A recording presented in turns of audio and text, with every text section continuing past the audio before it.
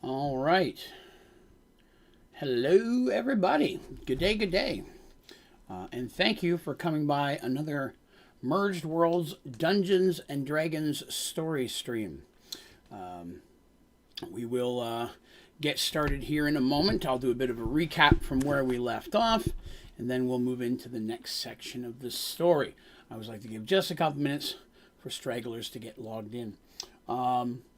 As always, I appreciate you coming by, whether you're listening or watching this today or watching it 10 years down the road.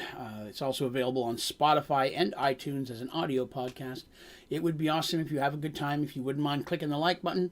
If you're new here, be sure to subscribe to the YouTube channel, Onlydraven Gaming. Or if you're on Spotify or iTunes, give it a like, a star, a follow, a sub, a review, whatever it is on there. I can never keep up with them. How long are we streaming today, Carbon? So today's stream is 2.5 hours to 3. Is normally what I try to keep it for Mergeworlds. In order for the file to fit on Spotify and iTunes and not have to be broken up into multiple episodes, that's about as long as I can go. I think I hit 3 hours and 20 minutes once, and I had to break it into 2. So I try not to do that if I can help it. Yeah, we'll start off letting you guys know a little bit of what I hope is good Merged Worlds news. So this week I dedicated some time to sitting down and going through and rereading everything that is left in Merged Worlds that has been pre-written, that is already on paper, and has been actually played by the characters back in the day. And I have started putting pencil to paper with what is coming next. It was pretty exciting to actually start putting some of these thoughts on. I've taken little notes here and there, but actually start writing it was pretty exciting.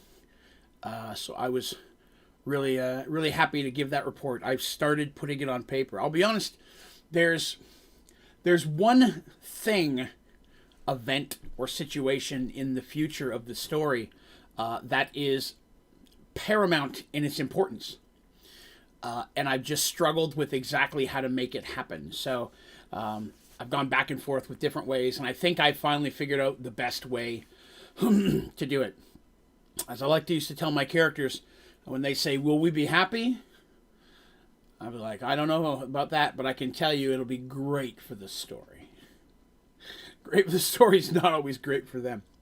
But the interesting thing, what I did is I sat down and I finally did something I hadn't done ever before. I kind of named the section. So everything we're going through up until what was pre-written, is one spot. And the stuff that I'm reading now, or that I'm writing now, the future of Mergeworlds, that won't actually be played. That'll just be me writing and telling it as a story. It's basically the second full chapter of this world's movements. So it's kind of cool to give those sections actual names or titles. And actually came up with the titles jamming to the new playlist. I have a playlist that I'm writing to of songs that help motivate and inspire the right moods for the writing that I'm doing right now. So I was kind of excited. I got to name my playlist finally. But hello, everybody. Let's see who's here. Quentin's here today. Abood's here. Carbon, Jim, and Teresa. Hello, all. Thank you so much for coming by. So let's dive on into the deep end, shall we? In last week's episode, Serenity went to war. What had been building up for years between animosity between Serenity and the Empire of Oromon finally came to a head in what was the largest battle our players have ever had to be in.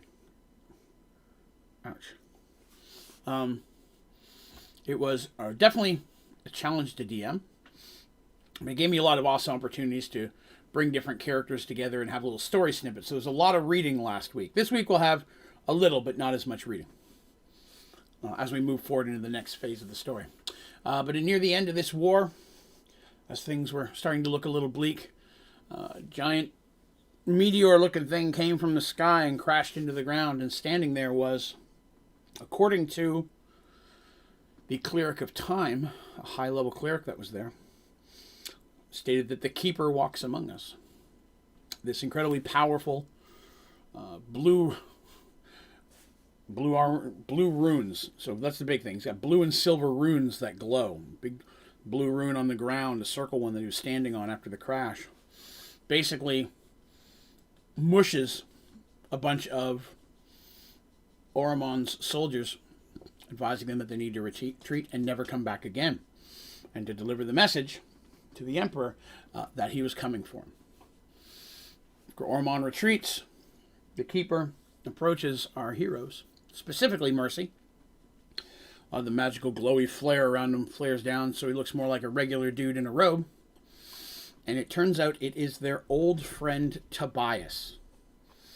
Tobias, who was a mage, who had traveled with them many times. Started as a young farm man, whatever. That they helped to get to the mage's tower, worked his way up, went through some hell of his own in Oromon as a prisoner. Year of torture, things like that. Saved by our heroes. And then traveled with them into the Sands, which is a outside of reality, outside of time, specific place that keeps a record of everything that has ever happened everywhere. That's multiverse, multi-world, multi-universe, whatever. And when they were done with what they needed and they went to leave and come back, he stayed behind. But while they were there, he had a conversation with Mercy one night over a fire. That Mercy was the only other one who really hated the Emperor as much as he did. And that one day he was going to find a way to take out the Emperor. And when he does, he's going to need Mercy's help. And Mercy promised that when that day came, she would be there. And sure enough, Tobias now comes walking through the crowds of soldiers as they part for him.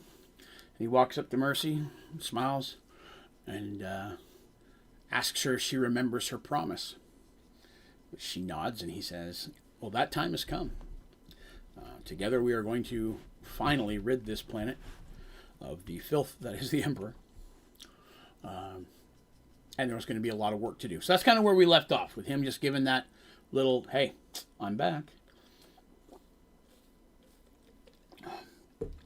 Tobias has been a character from the very beginning of Mergeworlds that I always intended to take to a special place. He needed to have a path. He had to have his trials and tribulations. He had to go through certain things to get him there.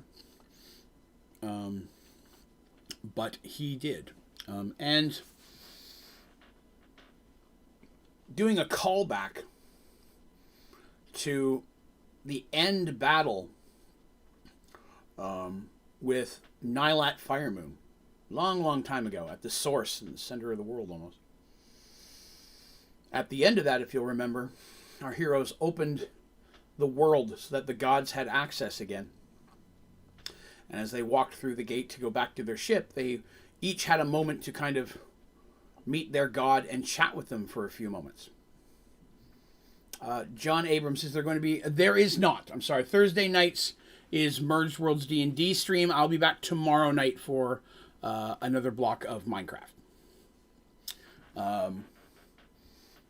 But everybody went through that portal, and when they did, they all had an opportunity to kind of speak to their gods, the gods who chose them, the gods who touched them at the moment of their existence, coming into existence, which unlocked their potential. And many of the NPCs that are now running around with our characters probably are touched as well. But when everybody went through and spoke to their god, Tobias was shocked to find that he did not stand before the god of magic, who he devoted his life to.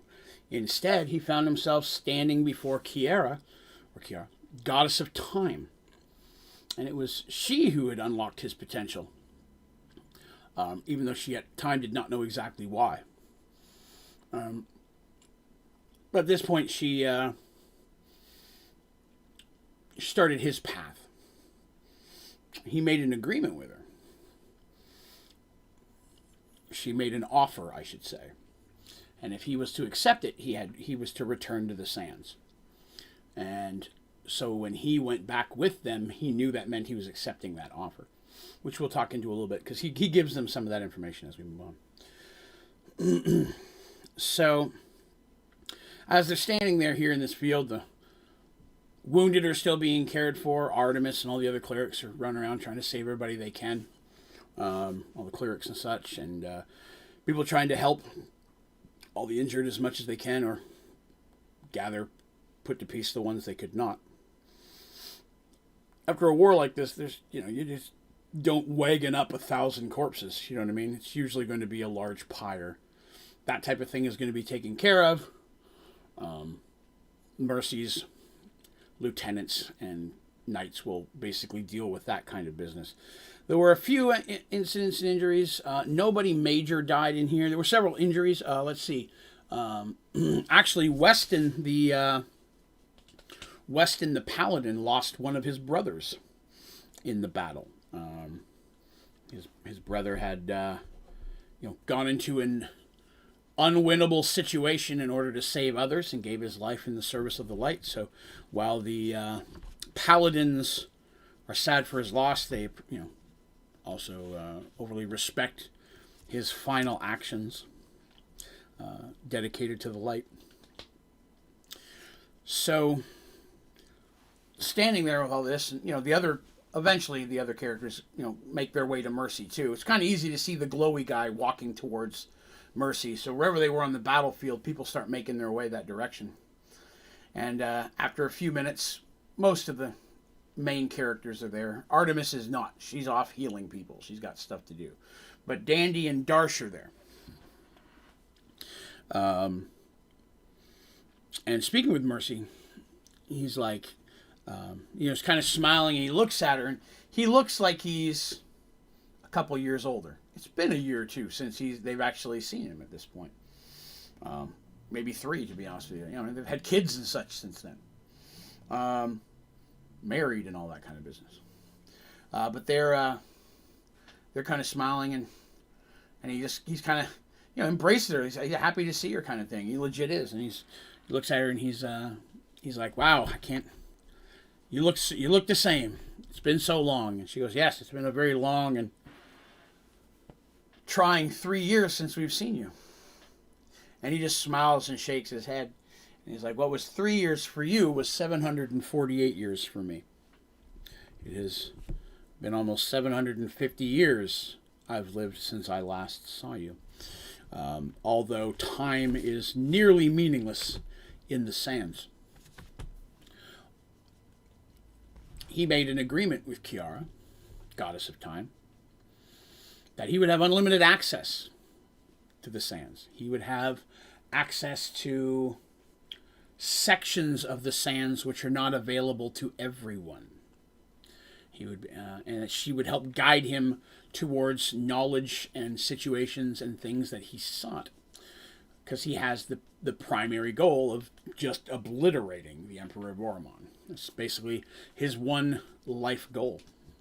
And she's like, I will help you towards that. I will give you the tools you need and the knowledge you need to have a chance at success. I cannot guarantee anything. I don't control that. But I can give you what you would need to do so. In return, you will take on the mantle as Keeper of the Sands. Basically a position that will make him protector of time itself, of the sands as such, and people who might try to abuse it. As such, he will basically live a very long time, or forever. But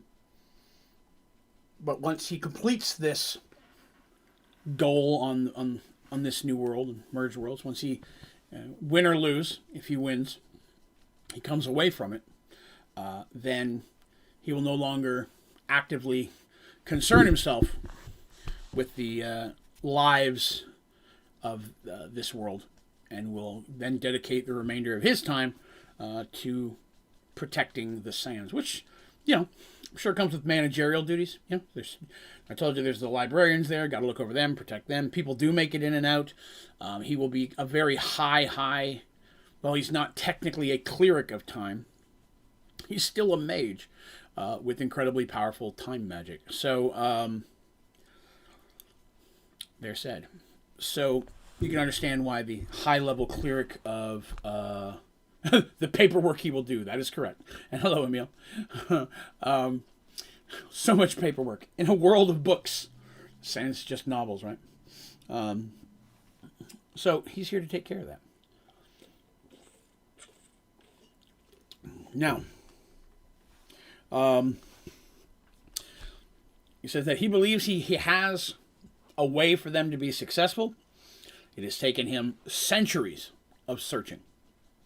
And he has mastered a form of magic lost to time. It's a form of magic using specific runes and their connections. He's basically, that's one reason why there's all the runes where he is, and the runes of magic, or how he casts a lot of his spells. There's, at this point, no living being other than he who has mastery of this, and he's dedicated centuries to doing so. And it's given him some pretty powerful mojo magic.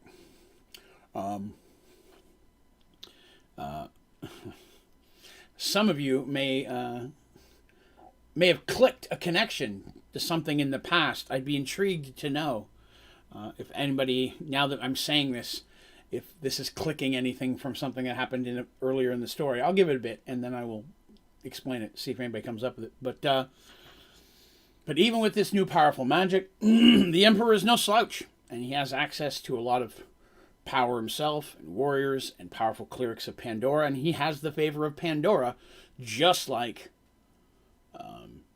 Tobias has, relatively, the favor of Kiara. So, I mean, it's not a guaranteed win by any means. It's a god's head minion versus a god's head minion kind of a thing. And he's like, I can't do it alone. He has a lot of resources. We're going to need a lot of resources. There are things we will have to do in order to be successful. The runes. Yes, Ashley. Which runes would you be referring to, I would ask?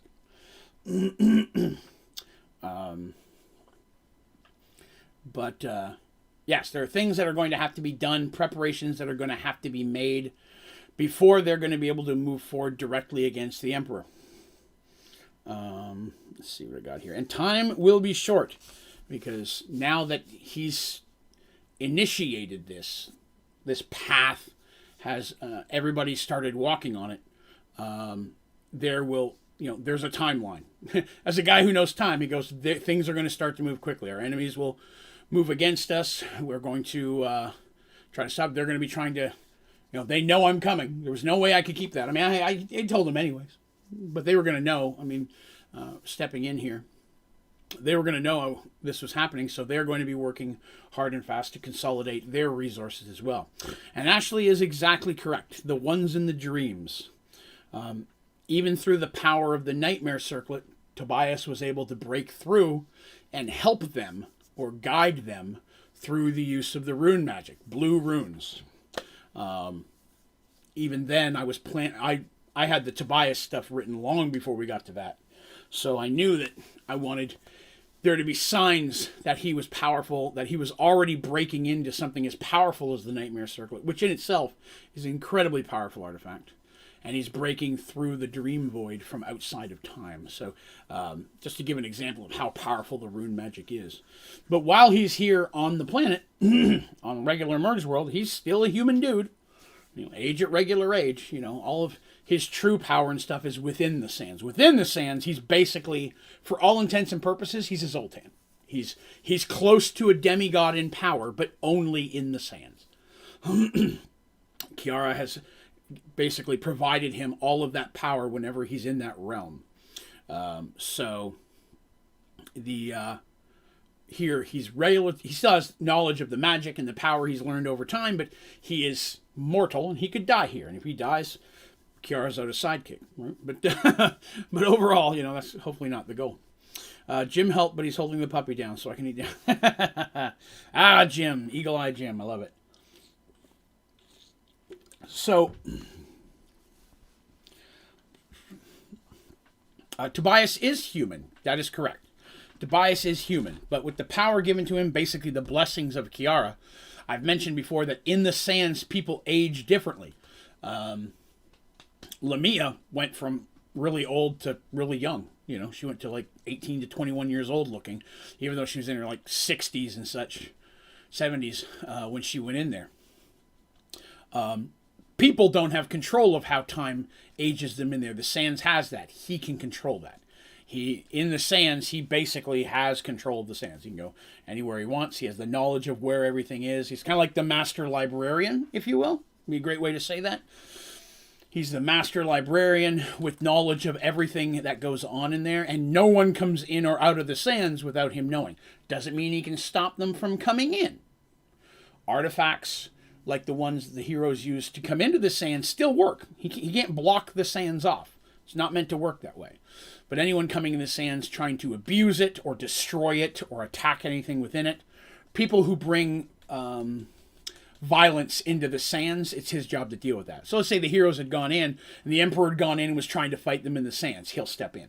And there's not much anybody's other god is going to be able to do. Kiara reigns completely over the sands. And as her general, if you will, or right hand in the sands, he's overwhelmingly powerful. But the second he pops out of the sands, he's just a really powerful mage, but he's still a human dude, Dead. He's kind of that thing. So he coming back, anytime he returns to this world, he takes that gamble, which is one reason why he probably won't, if ever, maybe never, but maybe might, do that ever again, but maybe he will. Probably not. It could happen. Probably won't happen. It's probably going to happen. So, down the road, if he survives, which he might, we don't know yet. Hope that was confusing. I tried to make it so. But yes, he is human here. In there, he's more. He basically takes on the essence of a demigod. Zoltan walking in there would be less powerful than him because it's Kiara's realm. But Zoltan's that powerful everywhere else. Zoltan's that powerful here. If he was to go to any of the other gods' zones specifically, it's a little different. But on any prime material plane, Zoltan's still a demigod. That's just the essence of who he is. He was never a mortal person. He has always been. So, again, he says together they have to work together, but time is short. There are arrangements he's going to need to make, and there are things he's going to need to do. He tells them that they will need to return home to Serenity and wait. He will come or send for them when it is time. But he understands, you just had a major war. You've got stuff to take care of, and there are arrangements I'm going to have to make. Things I'm going to have to do. But watch for me and watch for my signs, because there are steps that you'll be involved in to help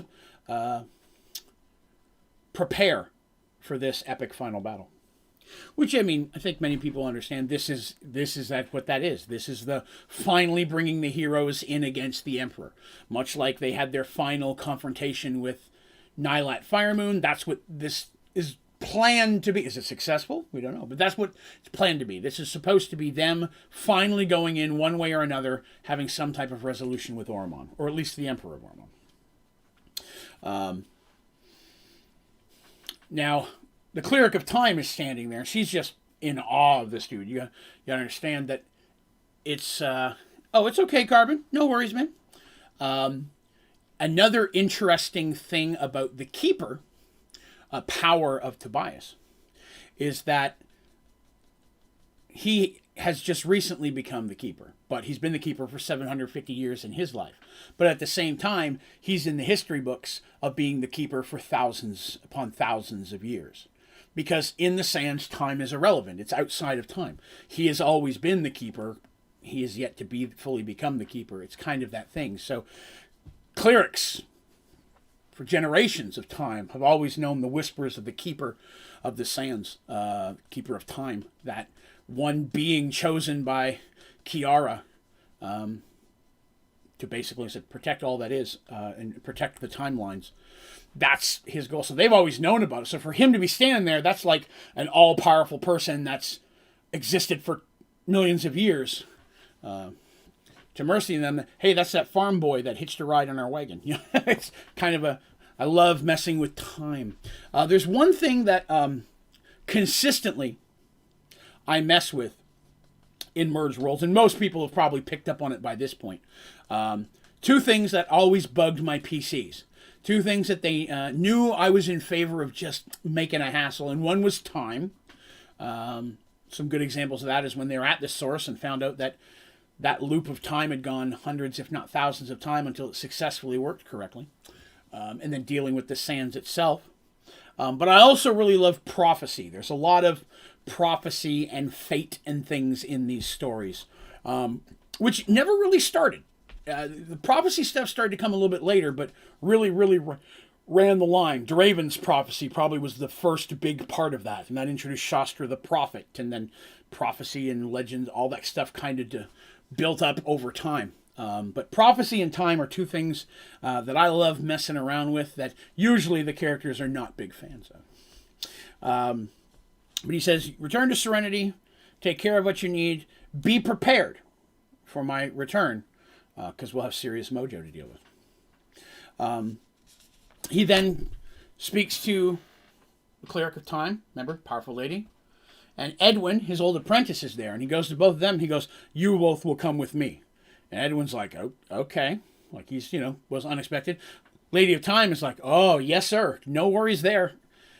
And then Tobias turns to the two elven guards. You remember, there's two really skilled, never talk elven Templars of time there. They don't say much, but they are incredibly skilled. Even though we've yet to see much of that, they've got some pretty skills on them. He turns to them and says, you will remain here and you will protect Lady Artemis as you would have protect one of mine. And they don't question it. They're like, okay. A direct order from the Keeper is basically the Goddess of Time telling you to do something. You do it if you're a worshiper. If you're not a worshiper, you probably still want to do it.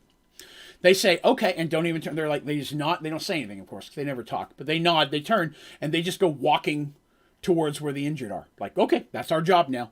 And they're going to take care of Artemis, which Mercy and them are like, that's odd, but at the same time, boy, that's helpful. That's having some really good guards. Like, Lucas probably not going to be super unhappy that there's two overwhelmingly skilled Time Templars protecting Artemis, which is a big thing to him.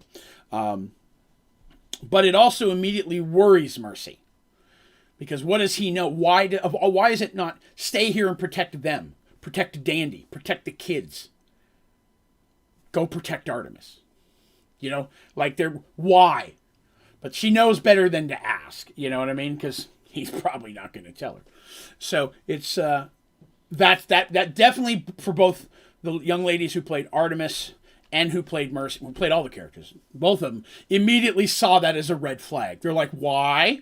Why do we need them? Which is great. I mean, that as a DM, I'm like, excellent. You're catching some of these things I'm laying down, you know? Because I love when something sneaks through, like the blue runes, which don't mean anything, but it's a great callback when it finally pays off at the end. And some things are definitely a step where they're like, okay, my character would notice this just like I've noticed this, and that in the story, my character is going to benefit probably or hopefully from this knowledge. So I always like it when they pick up on some of those signs.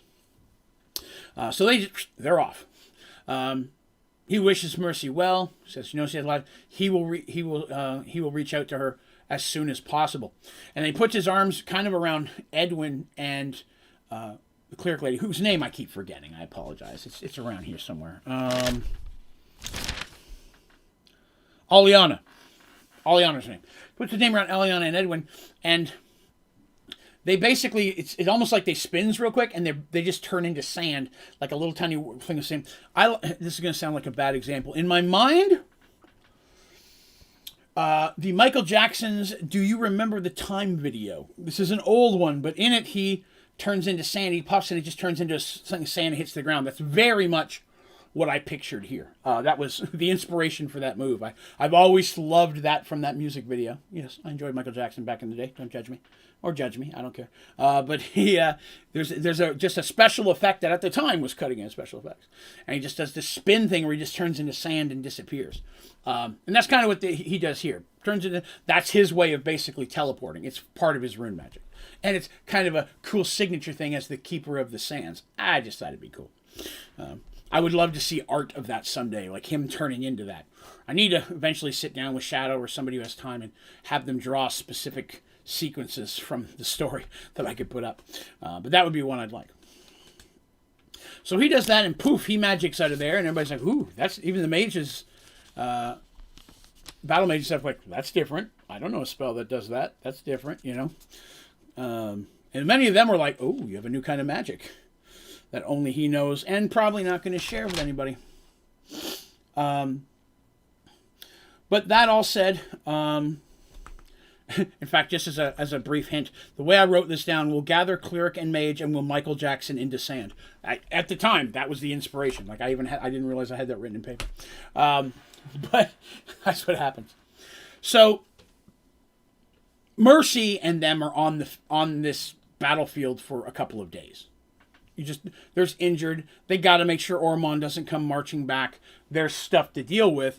Mercy's not one to leave her injured. So many of the knights and stuff are going to be escorting people back. She has basically a tent erected there. She and Ulrich are staying there the first day. Then Ulrich returns and she stays on the field to oversee everything there while Ulrich is back home organizing everything. During that time, they meet with the High Thane of the Dwarves, who they think ungodly, and keep saying, yes, we're definitely going to, pay you for those weapons and stuff. And they're like, we'll worry about that later. Thank you for allowing us the opportunity to finally put our hammers into something's head. I mean, kind of that bluntly. Thank you for giving us the chance to finally go to war. Because it's something, like I said, they've had that pent-up aggression of a kingdom they couldn't take back themselves, and now they got to help those people. So the dwarves, this is important to them. They're going to go home. They'll have many battle stories, and yes, some lost. There was some death, but the High King and Cole both survived. Yes, Cole was in the battle as well, even though I didn't have a snippet for him.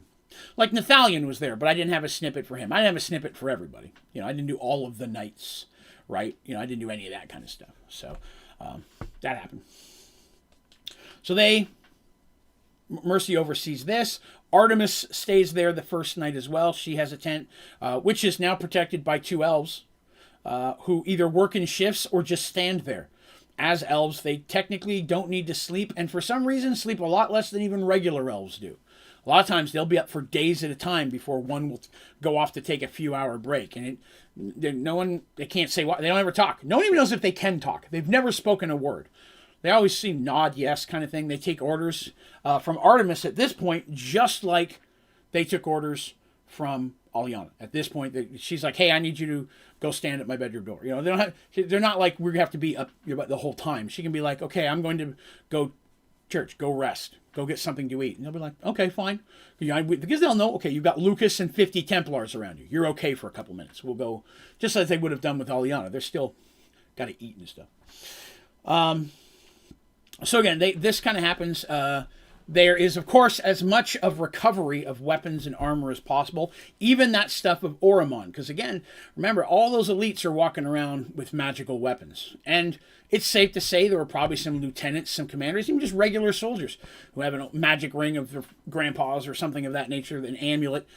So the mages and clerics are also scouring the field, finding anything of value, of power of that nature. If it belonged to someone from Serenity, they do their very best to return it to them. If it's someone from Oromon, they take it. At which anything of magical, whatever, like regular magic stuff, like weapons, any magical swords and things, those are given to Serenity for the Serenity Army. The battle mages will identify them. They'll verify exactly what they are. Those will then be repurposed, because you're not going to waste that stuff if it's repurposable. Anything else, rings, amulets, whatever, all of that stuff goes to the Mage Tower. There's a decent amount of it. They're going to have to identify it, find out what's dangerous. Is any of it trapped? Because that could happen. So there's a lot of that's how that stuff's divided.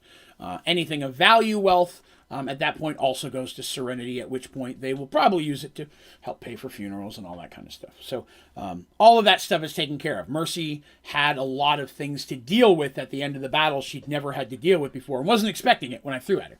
She's been spending so much time preparing for the battle, never crossed her mind she'd have a bunch of work afterwards. But she did, and she did a good job with it. During this time, let me see, Devin lost a finger, Seth has a big scar on his scalp. He got cut in the head pretty bad. He was healed by a lower cleric, which was able to heal him, but the scar didn't completely go. He didn't have time for that. He's back in the battle. Draven, hailed as a hero by both Dabs and Magana, who the other town mayor, who fought with him. He survived. They fought back to back with Draven for a while. So Draven, hailed by hero at this point in the story. Because of his actions and interactions with so many people, and there's going to be hundreds of people with stories of, and I was going to die until this white-haired dude showed up and slaughtered 5 people, and suddenly I was okay again. There's going to be a lot of those type of tales. Draven will become part folklore, part hero, to the point that he is now freely able to move around Serenity and the surrounding towns without any real issues. That discomfort of not feeling quite open about that and kind of keeping to himself. That is it takes time. It's not all immediately, but he does start becoming more active in the such. He's more active in the temple, so he come in and out as such. And he starts spending more time actually living at the temple at this point. Let's see. Frank, also hailed as a hero. He and Quan come walking out of this thing hand in hand kind of thing, and he did really, really well. Seamus was only hurt a little bit, but Miyasha was able to take care of that. So then she smacks him for putting himself in danger and all that kind of thing. The dwarves stay for an additional night there because they help provide security, but then they march home and go right through the realm gate back. They're not going to hang around at this point. They've done what they came to do and did it successfully. G'day, Paul. And shared to Twitter, I off spoilers. Paul doesn't like to stay long in case I say something. He's an episode or 2 behind or something. He always watches these a little bit later when he's working, so he hates getting spoilers, which I understand and I appreciate. Thank you, Paul. So, yeah, there's that. So, they go back to Serenity. After a couple days, things are done. Large pyre and such done there. The clerics oversee that. Some families, show up and want to take their family member home with them to bury them wherever and such, whenever that's possible. Mercy oversees the cost of that, regardless. So yeah, the crown, if you will, pays for all that kind of stuff. And again, this is another great thing that people love about Mercy. Anything that's happened, it's like, hey, we want to take as much stress off of you as we can. We're going to finance it. Because again, they still all pay taxes. I mean, there's that kind of stuff. That's what you'd want to have done with your taxes, to take care of its people, wouldn't you? In a perfect world. So, not to make any comments on anything else there. But they go back and they start dealing with those things. Of course, they're happy to get home and see their children, right? Always excited about that. Tevin had stayed behind to look after the children. So, of course, Star's back. Kids are happy to see them, although most of the kids are babies at this point, right? Darsh's kids are back home. So they're the only ones that really weren't in danger here. But we have Seraph, who I was working out the timeline.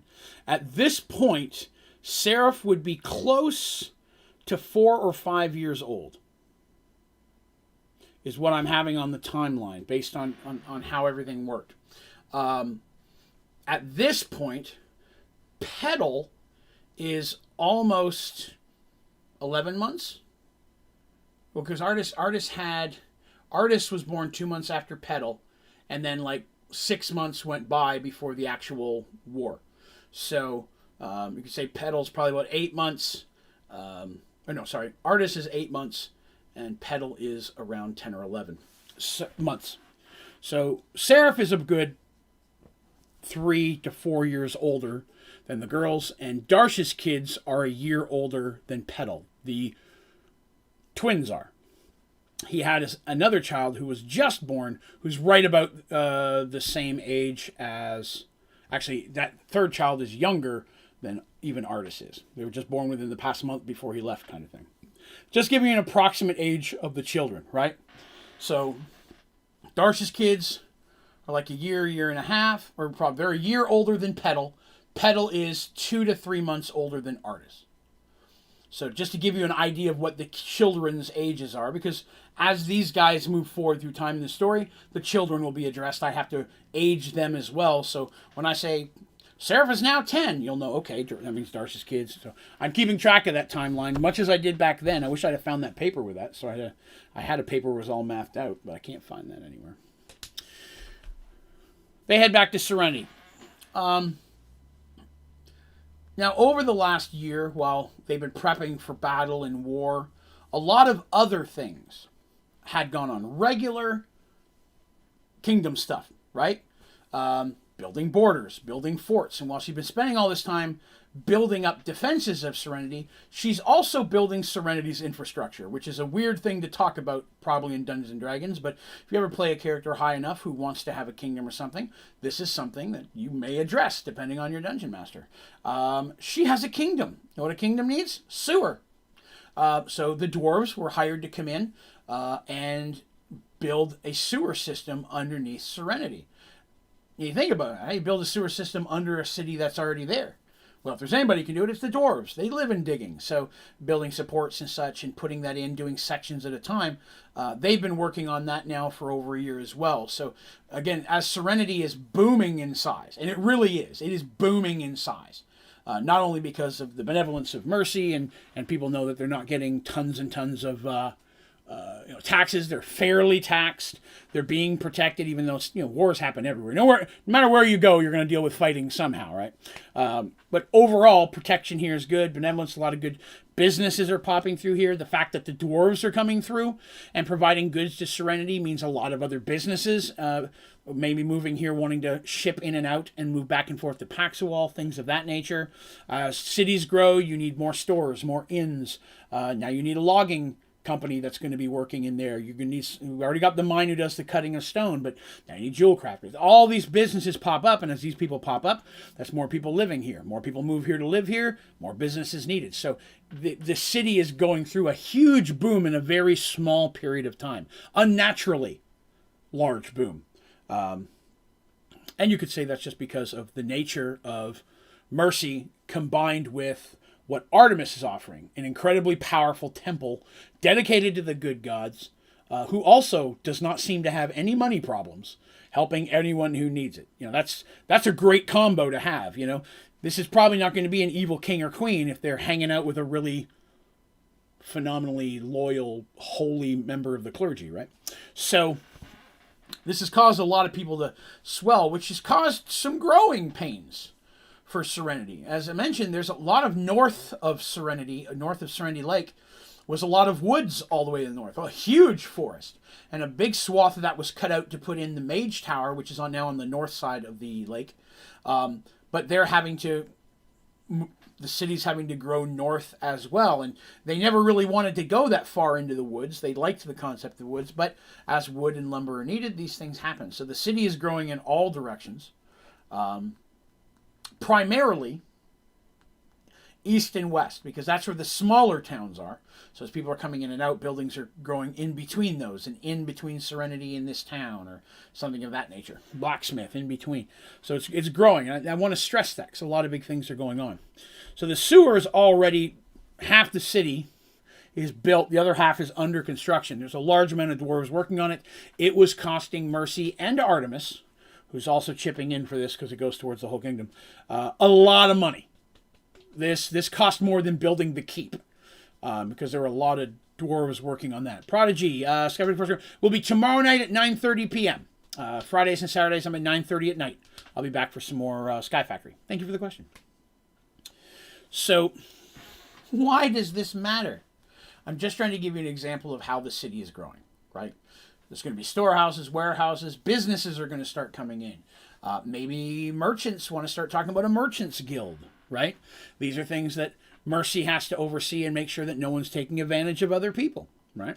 Make sure that everything's falling. She has to come up with new laws to handle new situations, which, of course, she has her knights and Ulrich to help a lot with as well. So all of that's kind of going on. Put a pin in that. We'll come back to that later. They're back home. They're dealing with the loss of those they've loved. People, some of the different towns, people will come to Serenity, relax for a day or so before going all the way home. Maybe someone will just go straight home. Just kind of depends on the money situation, whether they want to get home and what kind of shape they're in. But after a couple of days, most everyone has moved on back to where they're from, other than the large amount of still people who have received some heals but aren't completely well. You know, I mean, there's not enough clerics to heal every wound, so regular medicine takes place as well. So the temple is still pretty overcrowded with a lot of folks, adults specifically. Not a lot of kids injured in there. There are some kids that live there, and this is one other thing I almost forgot to mention. At this point, there is a section of the temple that is dedicated, a small section, because it's not huge yet, as an orphanage, because these things happen. Especially after a war like this, it's possible someone's only parent has passed away. And while a lot of times the smaller towns may take care of that themselves, in Serenity, if there's no one else, the last thing Mercy's going to have is kids living on the street. No problem, Quentin. Thanks for coming by, sir. Have a good day. So Artemis is kind of overseeing that at this point, and dealing with that, and is in talks of building something that would be an orphanage, but would be overseen by the temple, not Mercy. It's something that Artemis felt pretty strong about, and so it's something that she and Mercy talked about, and that she was going to take the lead on. She was going to put that on the edge of what was temple lands, because the temple has its lands itself, and then there's like a swath around it that no one else is allowed to build on. You know what I mean? Like, these are still lands that belong to the temple, even though they haven't developed them yet. There's room for them to do so. That was always planned that way when it was built. Because Mercy has everywhere else. It's a whole kingdom. But Artemis has a chunk of land that is dedicated to the temple that belongs to her. So there's a section of kids at the orphanage, things like that. Just kind of give an idea of what Serenity is like through this growing boom. So we talked a lot about the preparation for war, but I didn't get to talk a lot about the city stuff. But this stuff will be important later. I would not be wasting your time with it if it was not, right? So, a couple weeks go by. There's no word. There's no nothing. Things are starting to settle down. Warriors and such here at the keep have been dispatched to go and reinforce the border. That happened earlier. So a lot of soldiers stayed behind at the border until they were fully sure that no one was going to make a second attack, right? Because you got to be careful. I mean, I'm going to back off and attacked again. Quan put several of his shadows in the field to kind of go and follow and keep an eye on that and make sure of that. And while it's too soon to have them report back yet, they haven't received any reports of, yeah, they're coming back kind of thing. You'd think they'd run into that and come back quickly. So everything seems to be good on that front. Mercy's even taken one day where she flew back up there on her Griffin to check in on things and then fly home. But it seems that the border at this point has become a quiet place. There's no threat at this point, which is allowing Serenity to really step into almost a time of celebration. They won the war. There's most people didn't think they would. So there's a lot of people in there that are, the first few back, even though there was a lot of loss and death and sadness, there was still a lot of special stuff, right? So celebrations and things. Mercy did have give a big speech in front of everybody, like a speech about everybody who gave their lives and such. Artemis gave a prayer, kind of like a public funeral, even though they didn't have all the bodies there, but kind of like a public funeral for all that gave and such. And at the end, everybody cheers because Mercy gives a heroic speech that somebody else wrote for her, because Mercy hates that stuff. But that all goes down. They get, this is all done within the first week, but the second week, they get to relax a little bit for the first time. While they're worried, they're going to have to deal with the Emperor, all this stuff going on. They have a moment to breathe, which is kind of nice. Then about that time,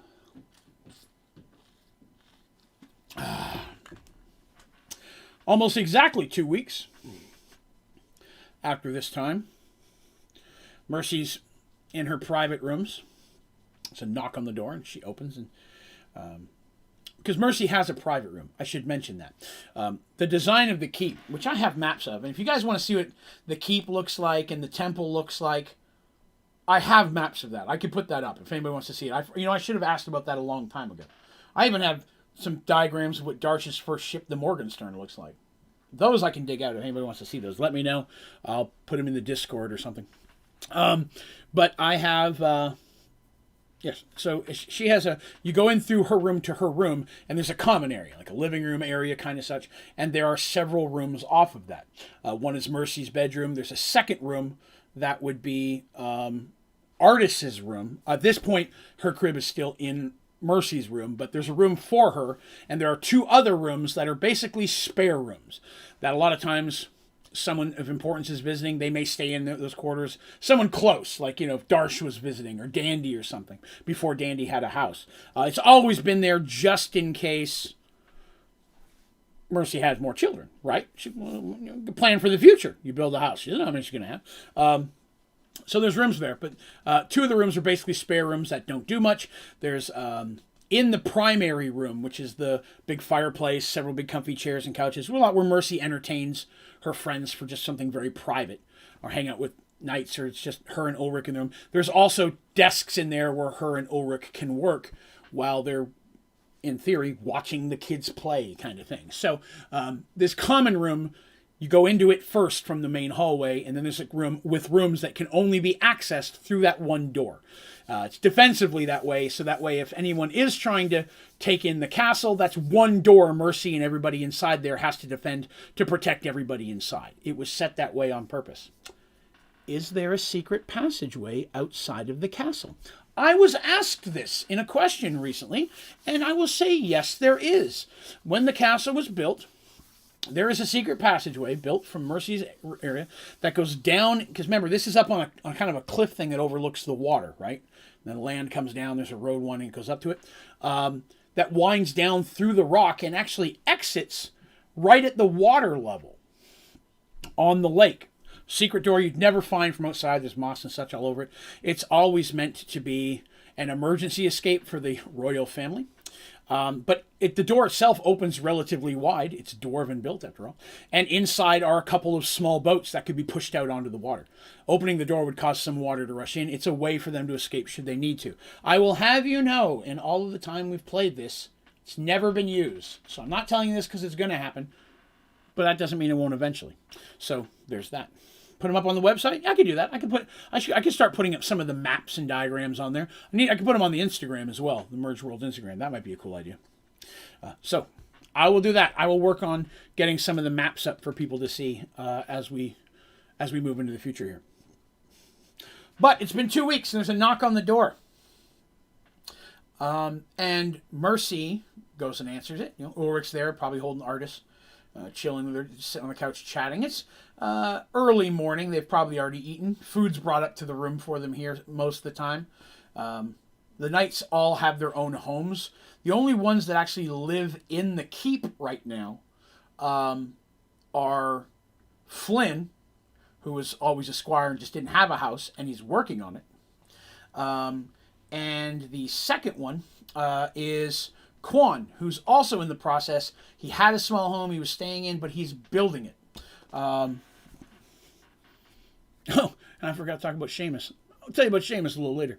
How much does it cost you to rent a domain for the website? The domain itself wasn't too bad. I want to say the domain was like just getting the domain and holding it. I paid like less than $10 a year. But to pay for the hosting of it, I use Squarespace. For the hosting, there are multiple different price tiers, as low as like I think $12 or $13, as high as $40 or $50 a month, depending on what you want to have access to. Like on mine, I have an online store, so I have to have above the basic tier to have access to some of those options within my website. I use Squarespace, highly recommend them. They're very user friendly. Again, they're not a sponsor of this. I just like them. But Squarespace, I've used a couple before Squarespace. Squarespace has been the best one I've used.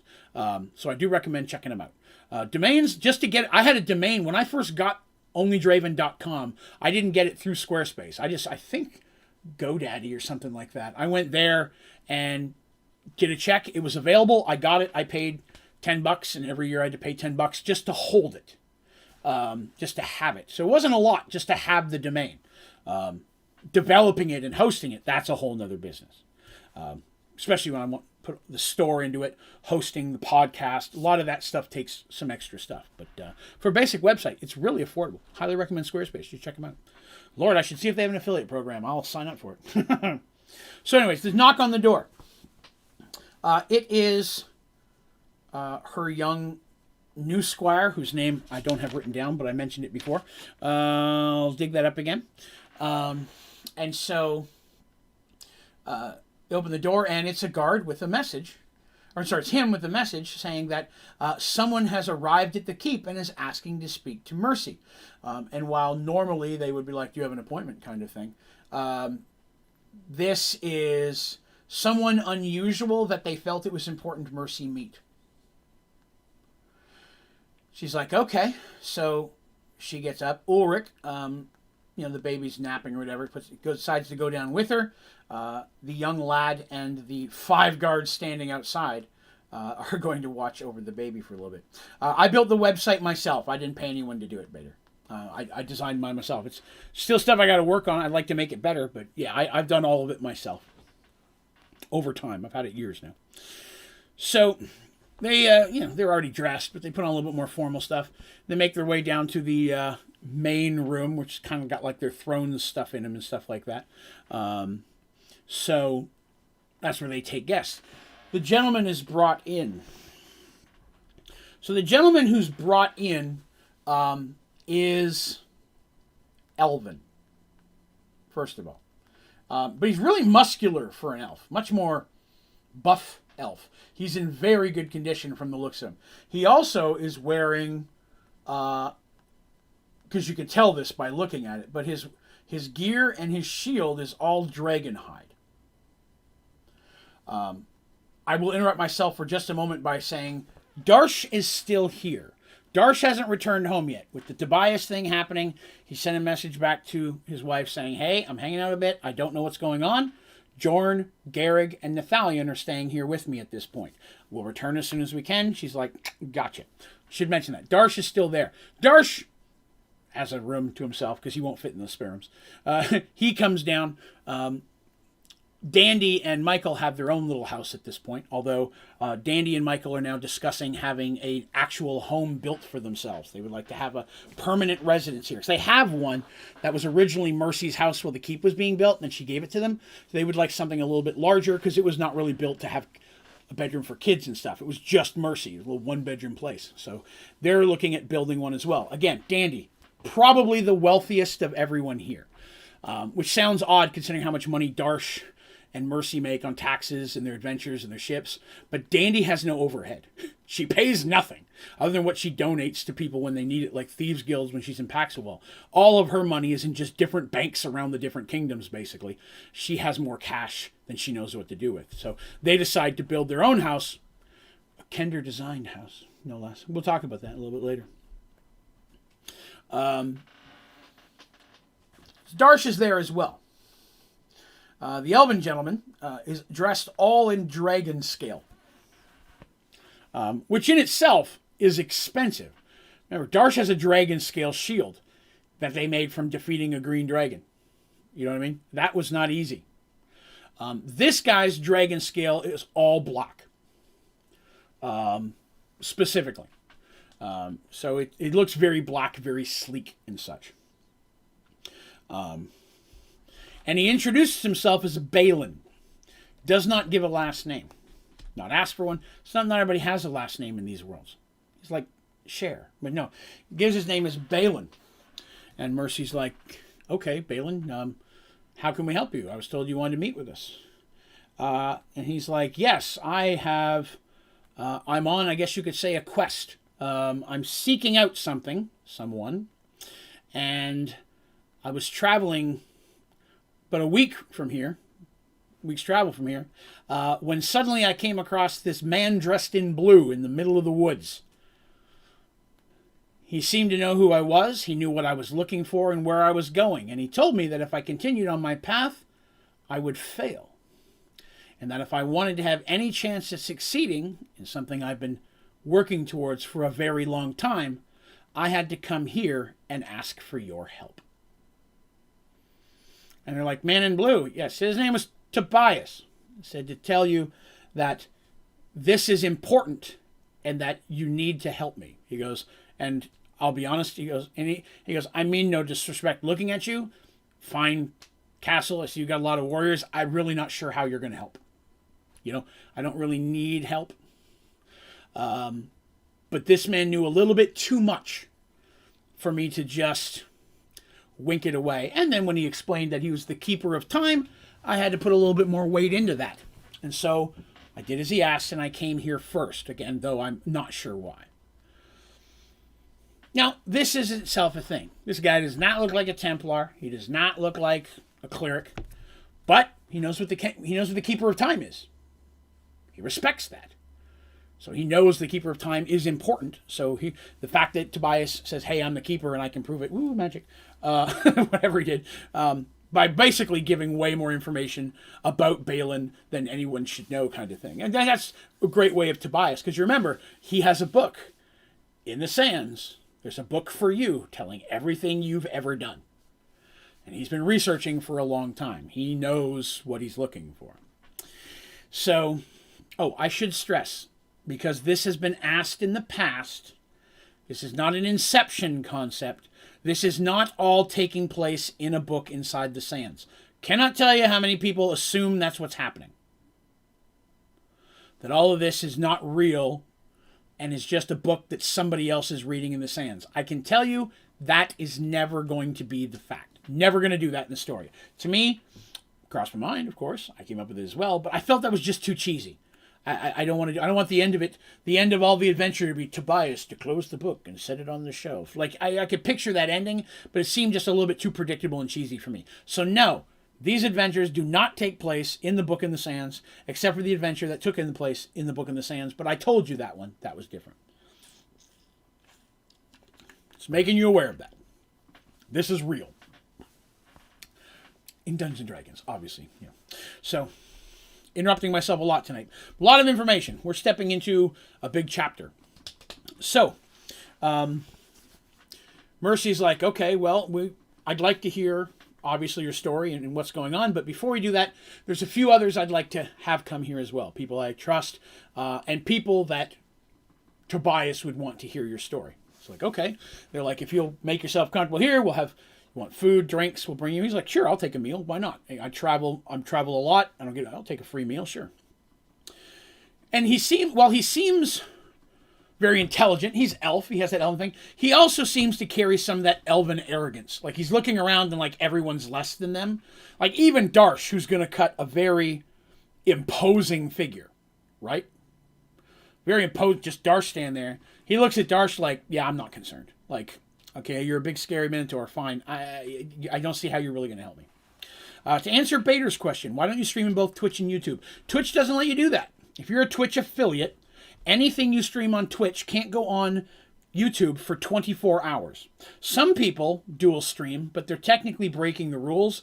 And if you ever get successful, Twitch will really come down hard on you for that. You can lose your affiliate status or partner status.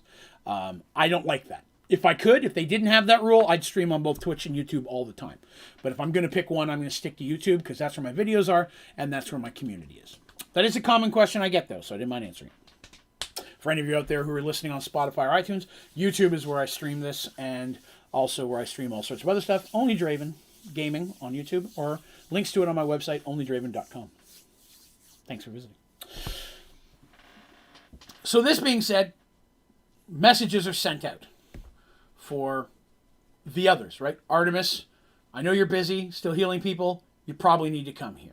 Sends a message out to Dandy and Michael. Probably need to come here. When Dandy and Michael travel around, they pretty much always have the baby with them. Petal's always with them. They don't really have people to leave it with. If they're going to leave it with anyone, it's going to be Tevin or Mercy or something like that. So Dandy very rarely lets Petal out of her sight. Obviously, for obvious reasons, right?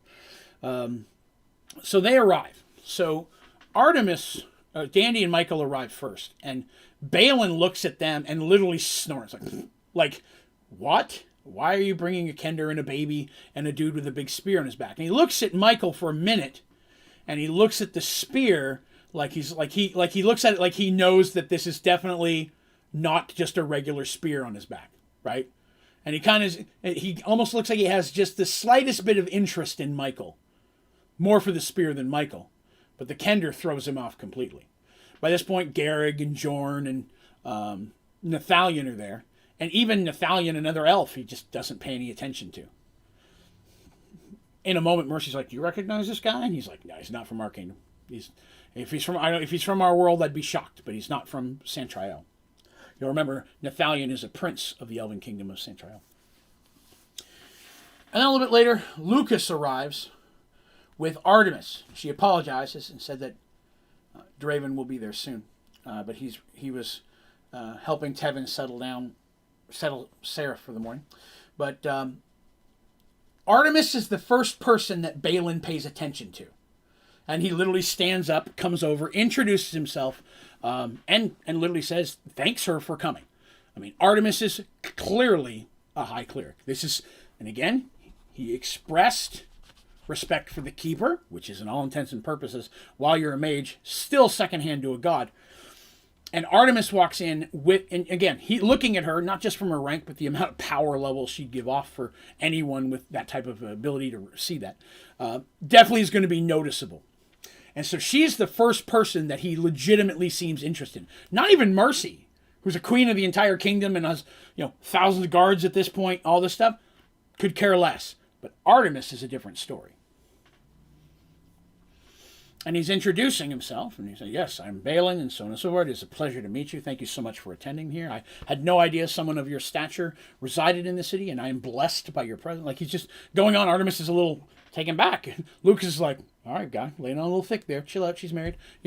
But that's kind of the thing that he's going on there. And then the door opens again, and Draven comes in. And before anyone can move, Balin has pulled his sword out and is standing in front of Artemis. And Draven stops, puts his hands up, because he's like, am I going to need to draw weapons here in a second? Because he's fast too. It takes just a moment. Everybody starts pulling weapons, like guards and such, because there's going to be tons of guards in here, that stuff. Mercy's weapons in her hand, and Balin's going to see that. All these magic weapons start getting whipped out by everybody. And Mercy's thing in hand, and they're like, you're going to need to put that sword down, sir. And he's genuinely confused. He sees Draven and he's like, gives a look like, why are you allowing this? Granted, Draven definitely looks outside the world of normal. Draven does not look like a regular dude. A naturally pale skin, long white hair, gives off the aura of a vampire because the dude's part vampire. I mean, he's not hard to tell he's not a regular human. He's not an elf by any means, even though he does have a tiny point to his ears, not as developed as elves have, I should stress. Just wanted to say that. I've never mentioned that, but he does have a tiny point to his ears, but not as much as elves. Artemis goes and stands by Draven and takes his hand and introduces him as her husband. And if a shield was dropped on the ground and a loud clang came out, that would be basically the sound his jaw would have made when he hit the floor. He's blown away by this. And his weapons were already put away because everybody drew on him. And he's like, listen, I wasn't worried about you, but this is still a lot of people with weapons. And Mercy's little pop of her Morningstar to his hand, that caught his eye as well. You know? Dandy's got the baby hidden and a dagger in her hand. Like, what? Like, suddenly, baby and dagger. Like, where'd that dagger come from? Was it tucked in with the kid? I did not see the dagger, you know? Dandy's got hidden daggers all the time. And in places you wouldn't expect. There's some hidden in the keep. Dandy made a point of hiding daggers in different rooms around Serenity in case she was ever somewhere where she needed a dagger. It was something she wanted to do, and I thought it was quite funny. So occasionally people will find a dagger for some reason. Never a magical one, though. Artemis introduces him, and he apologizes. He's like, I apologize. I did not quite understand, but okay. All right. If you say so. And it's one of those things again. This has happened before with Draven. It's like, okay, if she says you're okay, I won't kill you. Because I really respect her more than anybody else in this room right now.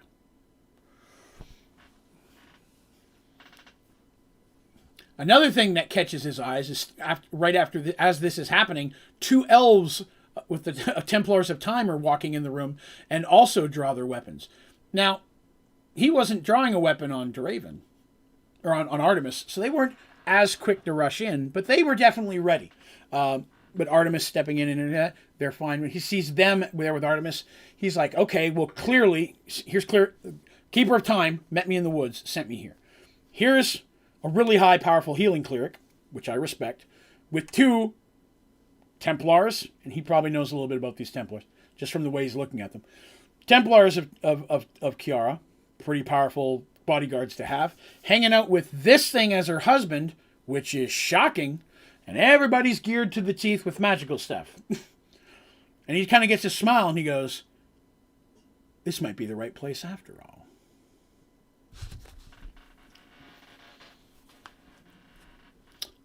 Beef ELG says, I've heard so much about Dungeons & Dragons, but still don't know what it is. You know, Dungeons & Dragons is a ton of fun. But if you'd like to know what it is, like an actual just brief description to show it, I have a video on my channel called Behind the Dice. And it's literally called What is Dungeons & Dragons? It's where I go through all the basics, explains how it works, kind of shows that stuff. I would highly recommend checking it out. I'm in the process of writing the second episode of that. It's actually something I have to write a script for. So it's a little bit more work than normal. But I would recommend checking it out. Most people who I've seen it who didn't know Dungeons & Dragons felt much better with their knowledge after they walked away from it. So I would recommend that. So they ask Balin what's going on. Balin gives them his story. Balin is a dragon hunter. He's been a dragon hunter most of his life because his father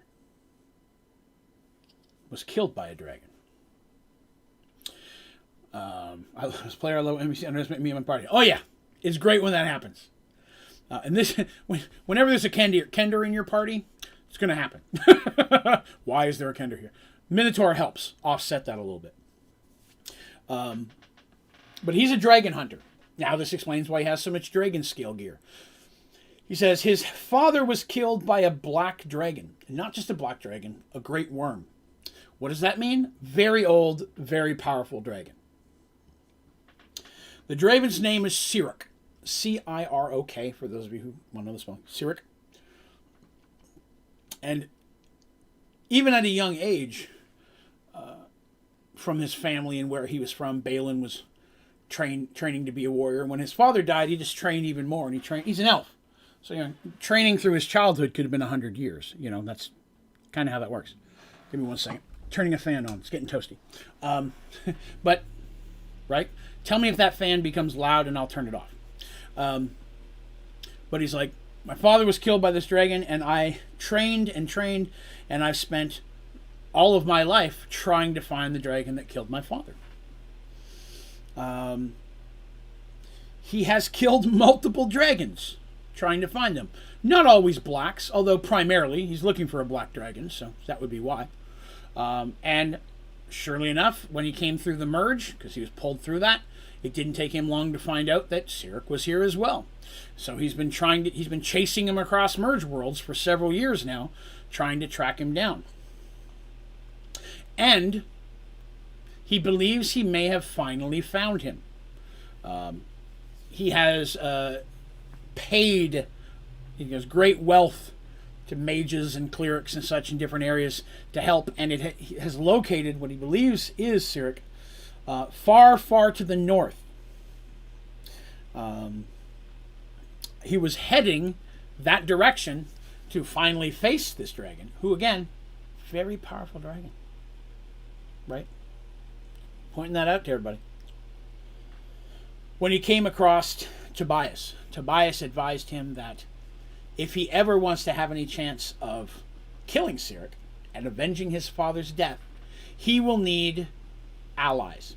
And the people he needs are in Serenity. And he should search out Mercy. And he says, this is the keeper of time. He goes, because I'm going to tell you, if you go in there alone, you will die. Not a you might, you will. Now, when you're talking to somebody who lives and breathes time, someone tells you this is going to happen, you kind of have to take their word for that. And this is a guy whose whole life he's wanted to avenge his father. He doesn't want to throw that away, that opportunity. So he took that advice and he came here. Again, doesn't think much of the PCs, thinks even less of Draven. Very confused by Artemis and Draven. Be least impressed by Dandy, as most people are. He says that he has to go. He can't wait long because there is a chance that the dragon could move on. But he may have actually found his hoard, his dragon hoard, where he keeps all of his stuff. And if that's the case, he's going to keep coming back to it unless he moves it, which has happened a couple times already. And he says it's not that he's running from me. I want to make that clear. He moves around for different reasons that I've yet to figure out. But not only do I have to kill him, but there's something else. He has in his possession a magical orb. It's a good size orb, like this. And in it is trapped an essence that he has to free. It's part of this quest. Avenge my father and free this essence. I have to break that orb. That's what I have to do. Break the orb to free the essence. Avenge my father. My two goals in life. If you wish to come with me, he said that you would. And they're like, yeah, well, we're going to have to. I mean, that's just how this works. We know we have to help Tobias. So immediately a conversation goes on. Who's going? Right? Who's going to go? Well, in this situation, our heroes go. Because that's just how D&D works. So Artemis, Dandy, Darsh, and Mercy are going to go. Because he says Tobias said to take them specifically and to give them a word. And the word, he said, would allow them to travel to the dragon much, much faster. And through the ways he speaks, Mercy and them understand this is a realm code. If you remember, the realm gates, you can teleport from gate to gate if you know the name of the other gate. If you're at a gate, just having the key will give you the knowledge of what that gate's name is, so you can come back to it. But you can't learn the name of another gate unless somebody tells it to you or you go there manually. But he has the name of a gate, and that using their gate key, they should be able to portal there. And Mercy has access to 2 keys at this point, remember. I want to point that out. Mercy has one that she keeps on her, and then there's another one that's usually on Ulrich or Quan. They're the ones who are responsible for opening the portals when, like, Paxual comes through. Although Paxual, the Merchants Guild have one at this point and use it to travel to Serenity and back. That made life way easier for Mercy and them. Once the Paxual has access to several keys. Nobody knows how many keys there are. Hell, nobody knows how many portals there are. But the keys occasionally show up in weird places. You know, a lot of times you find them in treasure hoards and things like that. And it's clear it's not supposed to be there. These realm gates didn't exist before 5 to 6 years ago, 10 years ago. And the keys are made of the same material. They're unbreakable. They don't give off a magical aura, but they're uber magical. Very crazy stuff, these realm gates. I really had fun designing this. He says, "Do you?" And they explain it to him. There's a realm gate. He's like, "I've heard of these realm gates, though I've not found a key or had the opportunity to make use of them myself. If this will in fact bring us closer, then that alone makes this trip to here worth it. I'm like 2 days off schedule, but if that could save me weeks of travel, because his notes are showing where he's going, it would be almost a month and a half to 2 months of travel to get there." And they're like, "That's a long distance. That's a very far way." He says, "Yes. So if you could get us there quicker, then that makes this trip, if nothing else, that made me coming here worth it." He goes, "But time is short. I have to hurry." So those four are going to go. In this situation, Lucas is going, because Lucas does not like Artemis to travel without him, unless Draven's there. Then he'd be a little bit okay with it. Draven, oh wait, did I say that right? Yes. Draven is going to be staying behind, as well, to watch over the temple and the children. Right? As well as Ulrich, who's going to stay behind to run the kingdom. It's a lot harder for both him and Mercy to take off on adventures at this point. Usually it's one or the other. It can happen, but they try not to do it too much, because it can cause some problems. Without the king there, usually Quan is left in charge, or Seamus. Usually one of those two run the kingdom as the head knight, because they kind of share a position of head knight, if you will. The other knights are all super powerful and important, but those two were the first next to Ulrich. So they're going to be traveling that north. He goes, "So I don't have time to wait. I can give you 48 hours to prepare to go, and then I either we go and we take that gate thing, or I start traveling myself. I don't have time to wait." The guy, again, a little arrogant, still doesn't. Well, he's giving him a little bit more attention. Still doesn't seem like, other than this portal, he goes, "Okay, that's why I'm here then. Not like you're going to help me. It's, the portal. Okay, that's useful." Although he's being very careful to not try to show any disrespect to Artemis. But Artemis, our four heroes, and Lucas are going to go. Michael will stay home to take care of Petal. And I've been asked in these situations by other people who I've told parts of this story to, how come the spouse of someone is just cool with them going? Just cool with them going. You're traveling, you have kids, you're just leaving. I'm like, because why wouldn't they? And that sounds odd, but if you're president of a country and you've got to go to another country for a son, you're going to go. You got to go. You got kids. You still have to go. Take that aside. If we look at any fantasy story ever, and people have to go on an adventure, and they're a king or a queen, whatever, they have to leave their princes and princesses behind, and so on. Heck, most stories start with a king that went off to war by himself and doesn't come home, and the prince has to take over. That's how that works. But it seems that some people feel like it's a little more odd, because primarily these group of characters are women, which in my mind makes absolutely not a damn difference at all. Mercy is the queen of this place. She's the head honcho, but she's also the one that founded this place through questing and adventure and taking on dangerous stuff. Her knights don't question that. Ulrich's king, but Ulrich's second. She runs this place. There's never been a question about that. He loves and adores her. She loves and adores him. But she's in charge. And in serious moments, he does what he's told. Not in like a I'm a servant kind of way, but purely out of respect. Draven, the same kind of situation. I mean, Artemis means the world to him, and he wants to protect her, but at the same time, he respects her capabilities. Michael and Dandy, more than anybody else, Michael understands Dandy going. Michael's gone all the time. Remember, he goes out, even when Dandy's been here with the babe, he's been going out doing undead hunting, which, for the record, occasionally Draven and Tobias go with him. I have a side story down the road I'm going to tell you of an adventure of Tevin, Draven, and Michael on an undead hunt. It's a side story that comes a little bit later, but it's something that's kind of fun, because the characters wanted one. They started to become more friends over this time period, the three of them, and they started kind of working together. Because, again, Draven's searching for the man in the hat. Michael's searching for undead. They kind of maybe have common goals, so they're working on that. But, of that nature. And then Darsh, same thing. Darsh is gone on the ship all the time. So whether he's off on the ship for 3 months or he's over here fighting for 3 months, that's just how this is. So, no, they're never happy to see their loved ones have to leave. They may not come back. But that's just how this stuff works. That's how kingdoms worked back in the day. King has to go out. It makes no difference. So I wanted to address that because I have been asked that already a couple of times. You'd be surprised how many questions I get directly about Mergeworlds through messages on the website or Discord and such. Some people really like to ask them directly instead of posting them. But, I'm fine with that. I'm happy to answer them. But yeah, no, it's understood this is part of the job, and so they go when they're needed. And when Artemis goes, Lucas goes. Artemis commands the 2 elven guards to stay. They're not happy about that. She says, while I am gone, you will help protect the temple and help protect my family. This is going to go on for a second. Hold on. Couple notifications popping in.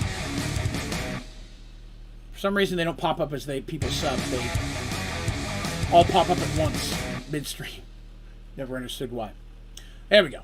So they're going to stay behind. Now, as much as they don't want to do that, they were told to protect Artemis. They also, in this situation, they would follow Artemis's orders as if she was a cleric of time. So they're like, not happy about it, but they nod and they stay. There are times when it looks like the 2 of them may be speaking to each other, but they never speak to anybody else. They never speak when anyone else is around. But sometimes when they're just together in a distance, it looks like they may be talking. So everybody thinks that maybe they can talk, but they don't. Maybe there's a reason they don't. It was a very, very big piece of conversation during this adventure that I was very careful to never answer. Oh, hold on one second.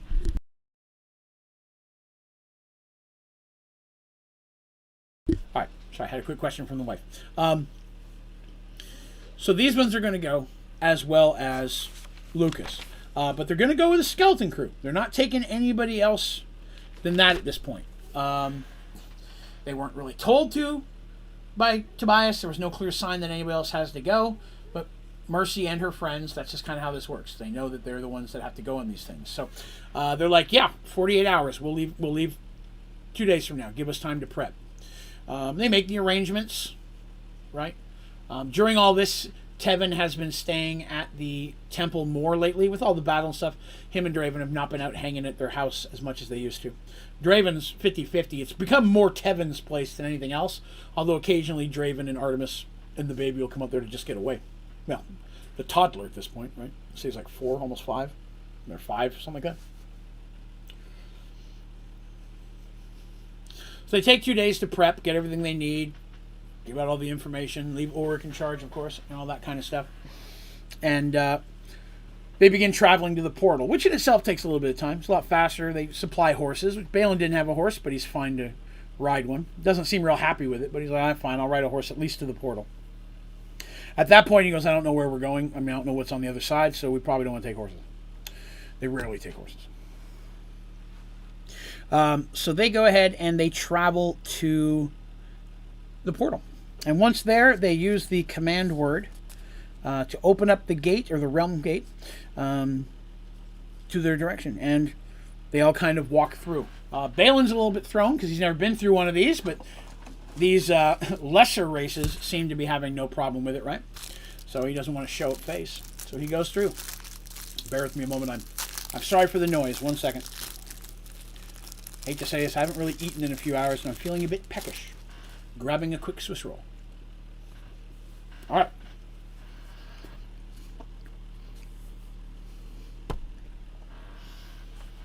As always, when you walk through a realm gate to a gate you've never been to before, you never quite know what you're going to find. And immediately, they find themselves in what is an old, dead forest that is also part swamp. So it gets swampier the further they go, I should say. But it's a dead forest. There's lots of big old trees, very few leaves and such, vines and stuff on them. Very loud, like a swamp would be, and the animals and such. But it is a very funky place. From this direction, Balin says they need to go north. Doesn't quite tell them why he knows that. But that's something that the characters notice. You just came through a portal, you've never been through, to a place you don't know where it comes out, but you know which direction we have to go. So at this point, they're starting to think Balin may be part mage or something. He doesn't quite camp with everybody else. Seems to go off on his own. So he may be studying his spells and things. But like a warrior mage, battle mage, maybe. They weren't quite sure. But again, it's somebody who's dedicated their life to killing dragons. Who knows what skills he may have tried to pick up. All right.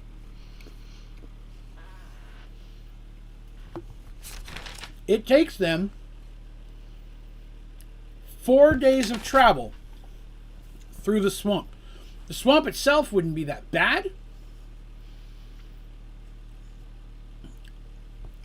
The swamp, wouldn't it's a swamp. The travel wouldn't be that bad if it wasn't for the swamp, right? Because it gets deep and such.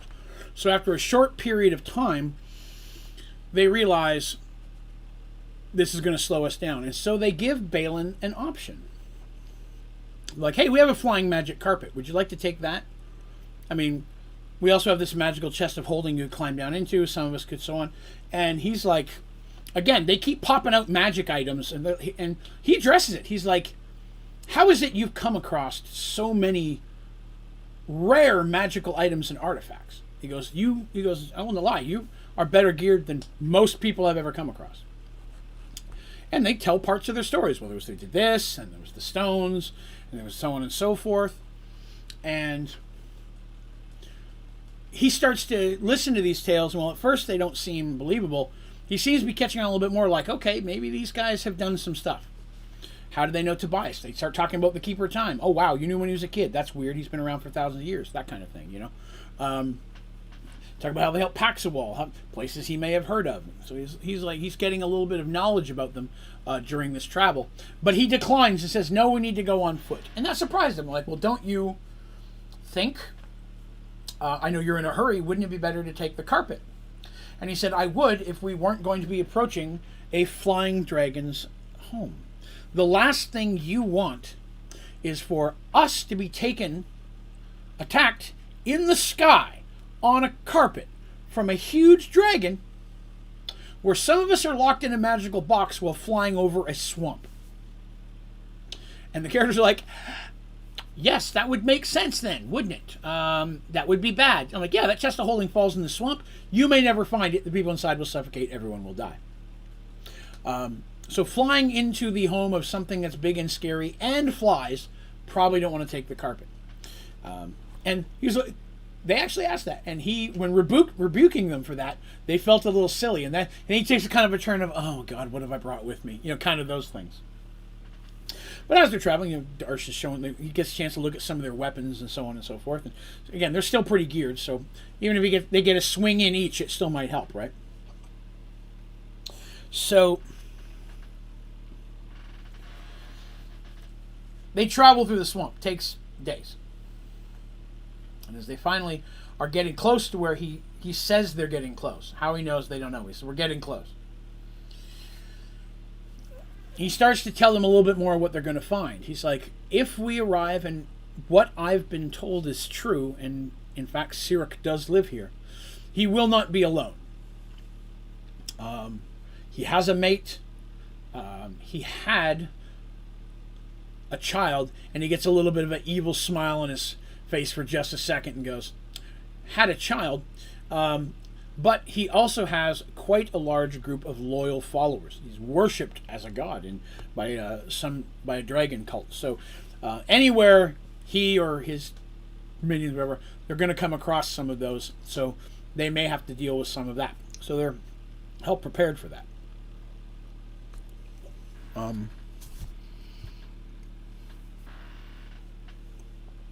He also said, when we get there, main goals: kill the dragon, that'll be the hard one, break the orb, and if possible, kill the high priest if there is a high priest there.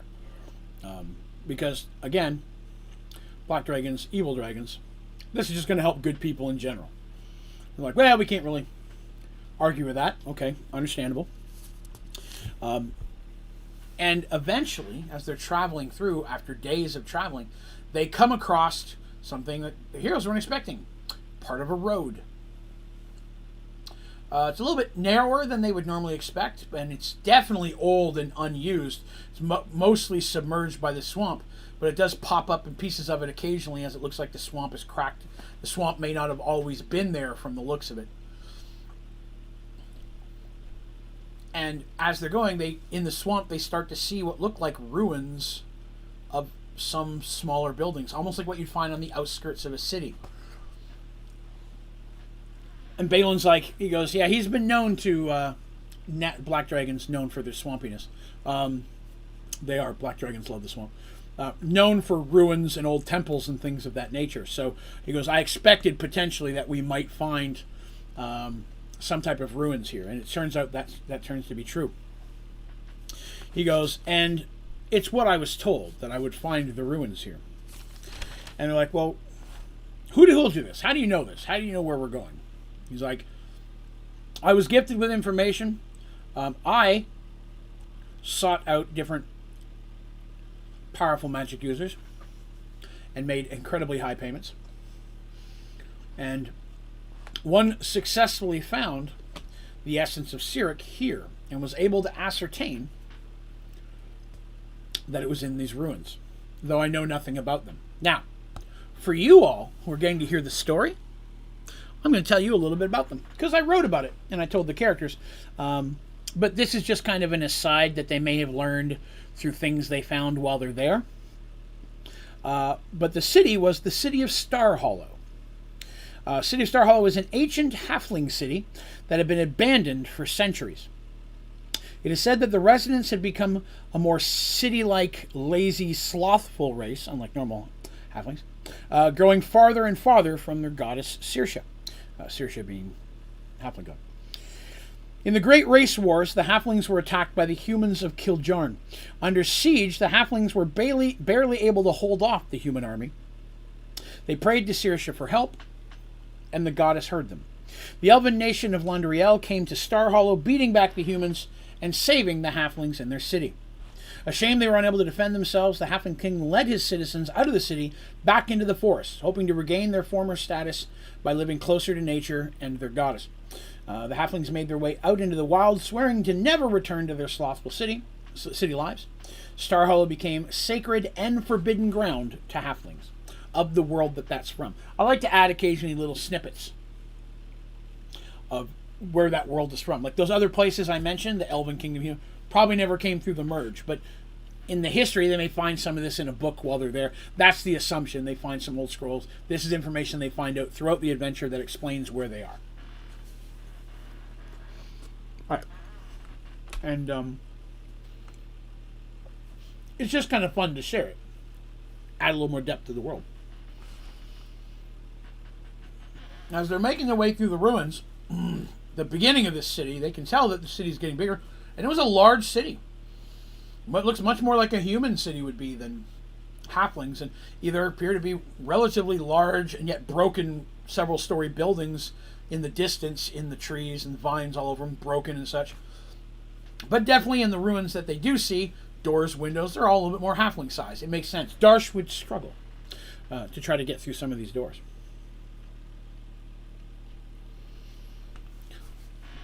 They're nearing the city, again, trying to be careful to be sneaky because there could be lookouts if this cult is in fact here. When instead of minions of the cult, they find something else. Balin warns everyone first. Out of nowhere, he tells everyone to find cover and hide as best they can. Nobody questions it. Everybody starts scrambling. Darsh, of course, not knowing what else to do, literally almost lays down in the swamp where just his head is sticking up because he's just so tall. The swamp's not quite deep enough for that. You got to imagine there's like worms and leeches and all that nasty stuff climbing under the water and frogs jumping on his face, and he's just trying to lay in there with just his head sticking out. Because again, it's hard for Darsh to hide in a situation like this. You got to imagine he's not very happy walking around in swamp wet clothes afterwards. But as they're hiding, they try not to move. A large shape flies overhead. Balin, very unhappy. Well, and happy. He's happy that there's a dragon here. He's not happy that there's a dragon. Yeah, you understand. You know, he's like, I don't like you, but at the same time, I'm glad I found you. That's kind of the reaction he gives. After the drake flies by, he doesn't get it. He looks at it and he seems a little irritated. And they're like, okay, well, he's here, right? And he goes, that wasn't him. He goes, I couldn't. He goes, I didn't. He goes, I couldn't see which it was. Could be a mate. Could be something. Could be just a servant. He goes, but that dragon was not Cyric. Cyric's much larger. And they're like, all right, well, maybe then we're fighting 2 dragons. Great. Let's find out. So they start sneaking again into the city. Sure enough, as they're approaching the city, they start to see in the distance fires, light. Thing of people, some of these buildings have lights in them, where they've been partially rebuilt, or at least, where holes in the roof are now covered in leathers or blankets and such to help keep out the water. Clearly someone is living inside some of these buildings. Let's see here. They occasionally come across sentries. Again, Artemis, being a cleric, it's easy to see the clothing and the gear of someone who worships. I mean, they're wearing that. They're not just standing in regular clothes. They're wearing symbols of a black dragon and such on them. And while dragon worship is not untold of or unheard of, it's not quite the same as clerics. Dragons can't really bequeath powers to their minions. But unless they give them magic items and artifacts from their own private hoard, which that's usually the way that works. But wealth and protection, these things happen. People hope to be well rewarded and not lunch for serving the dragon.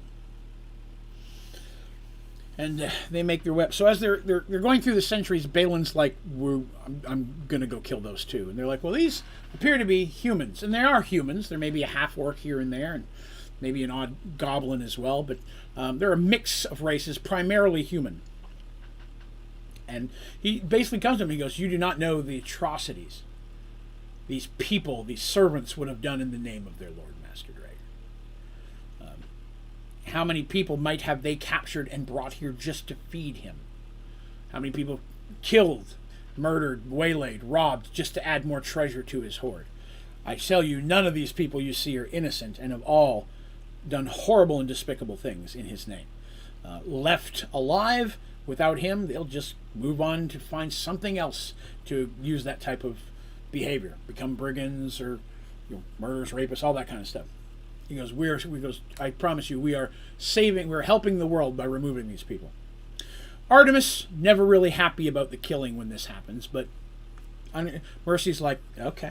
Mercy's like, okay, that's the type of people there. I got no problem with it. Darcy's like, I don't care. Dandy's like, Artemis is always the one that has the issue.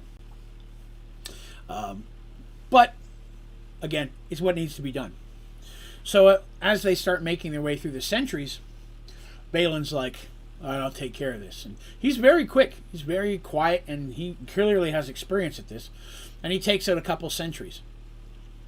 And as he's moving through, as they get closer, there are more, of course, centuries there. To the point where Dandy's like, I'll take that one. And he's like, are you sure? Dandy's like, I'm sure. And he looks at the rest of them, and they're like, no, really, she's sure. So he kind of watches, and Dandy takes off in there, and this is the first time he gets slightly impressed with Dandy. Dandy moves with the speed and quietness through the swamp that even he couldn't handle. And he's just from watching from where he is, and she disappears, and she comes back like, okay, there were actually 2, not 1. They're dead. And Dandy just they're gone. Dandy's really good. And while she not a big fan of the whole assassin type direction of what her skills can be, she also understands the need for them at times. They manage to path through these buildings and such, avoiding anything where they hear sounds of conversation groups, trying to get deeper to the heart of the city. And again, it's a good-sized city, although, again, it appears majority of the buildings are just left in ruin. They're not being used at all, so they're having to be careful. It's as they're moving through that they come across a relatively large building that seems kind of lit. Well lit, I should say. And it seems like there may be a crowd in there. Balin's like, well, I really don't want to walk into a group of things like this, but at the same time, it might help to know what's in there. And he looks at Dandy. He goes, do you think you can get close enough to find out? And Dandy's kind of excited because it's the first time he's actually asking her to do something because he thinks she might be better at it. She's like, I'll be back as quick as I can. And sure enough, she takes off into the swamp. Everybody else just kind of hides and stays back. Well, Dandy, again, dodging people and stuff, making her way through the swamp, It's water, so you got to be extra slow because even somebody being quiet has to worry about that. But managed to make their way through to the building, and the building being in ruins, there's cracks and such. It's easy for her to see what's inside, and she stays there a few minutes, listening in. Fortunately, the things inside are speaking English, so or not English, common, so she's able to understand them. And then she comes back about 15 to 20 minutes later. She only stayed there a couple minutes, but it takes a while to be sneaky. She explains that she's a little unsure of what she saw. And Balin's like, okay, well, explain it to me. He goes, well, there were people in there that looked like clerics, but they had big dragon stuff, kind of like the sentries we saw. And he goes, okay, Cult of the Dragon, understandable. Says also there was a bunch of more like the sentries, which like soldier types. There were some, and there was one that obviously was some type of commander general because they were talking, kind of officially. He's like, okay, cool.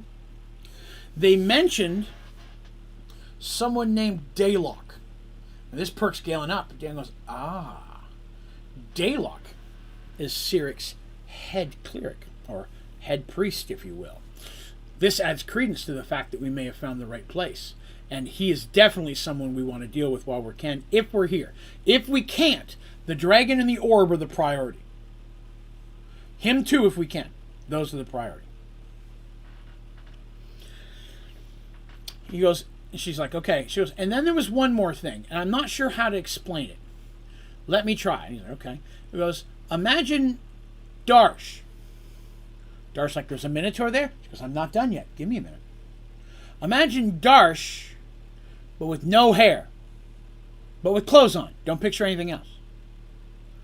Now imagine instead of hair, it was scales. And instead of Darsh's head, it looks like a dragon's head. Like a big, tall dragon man kind of thing. Without wings. Balin gets a very big smile on his face. That doesn't make everybody comfortable. He goes, excellent. These are dragon hybrids and not commonly born from the coupling of a dragon and other races. Very, very rare. And the fact that there's some of those here, again, points us to we're definitely, he goes, I have faith that we're in the right place.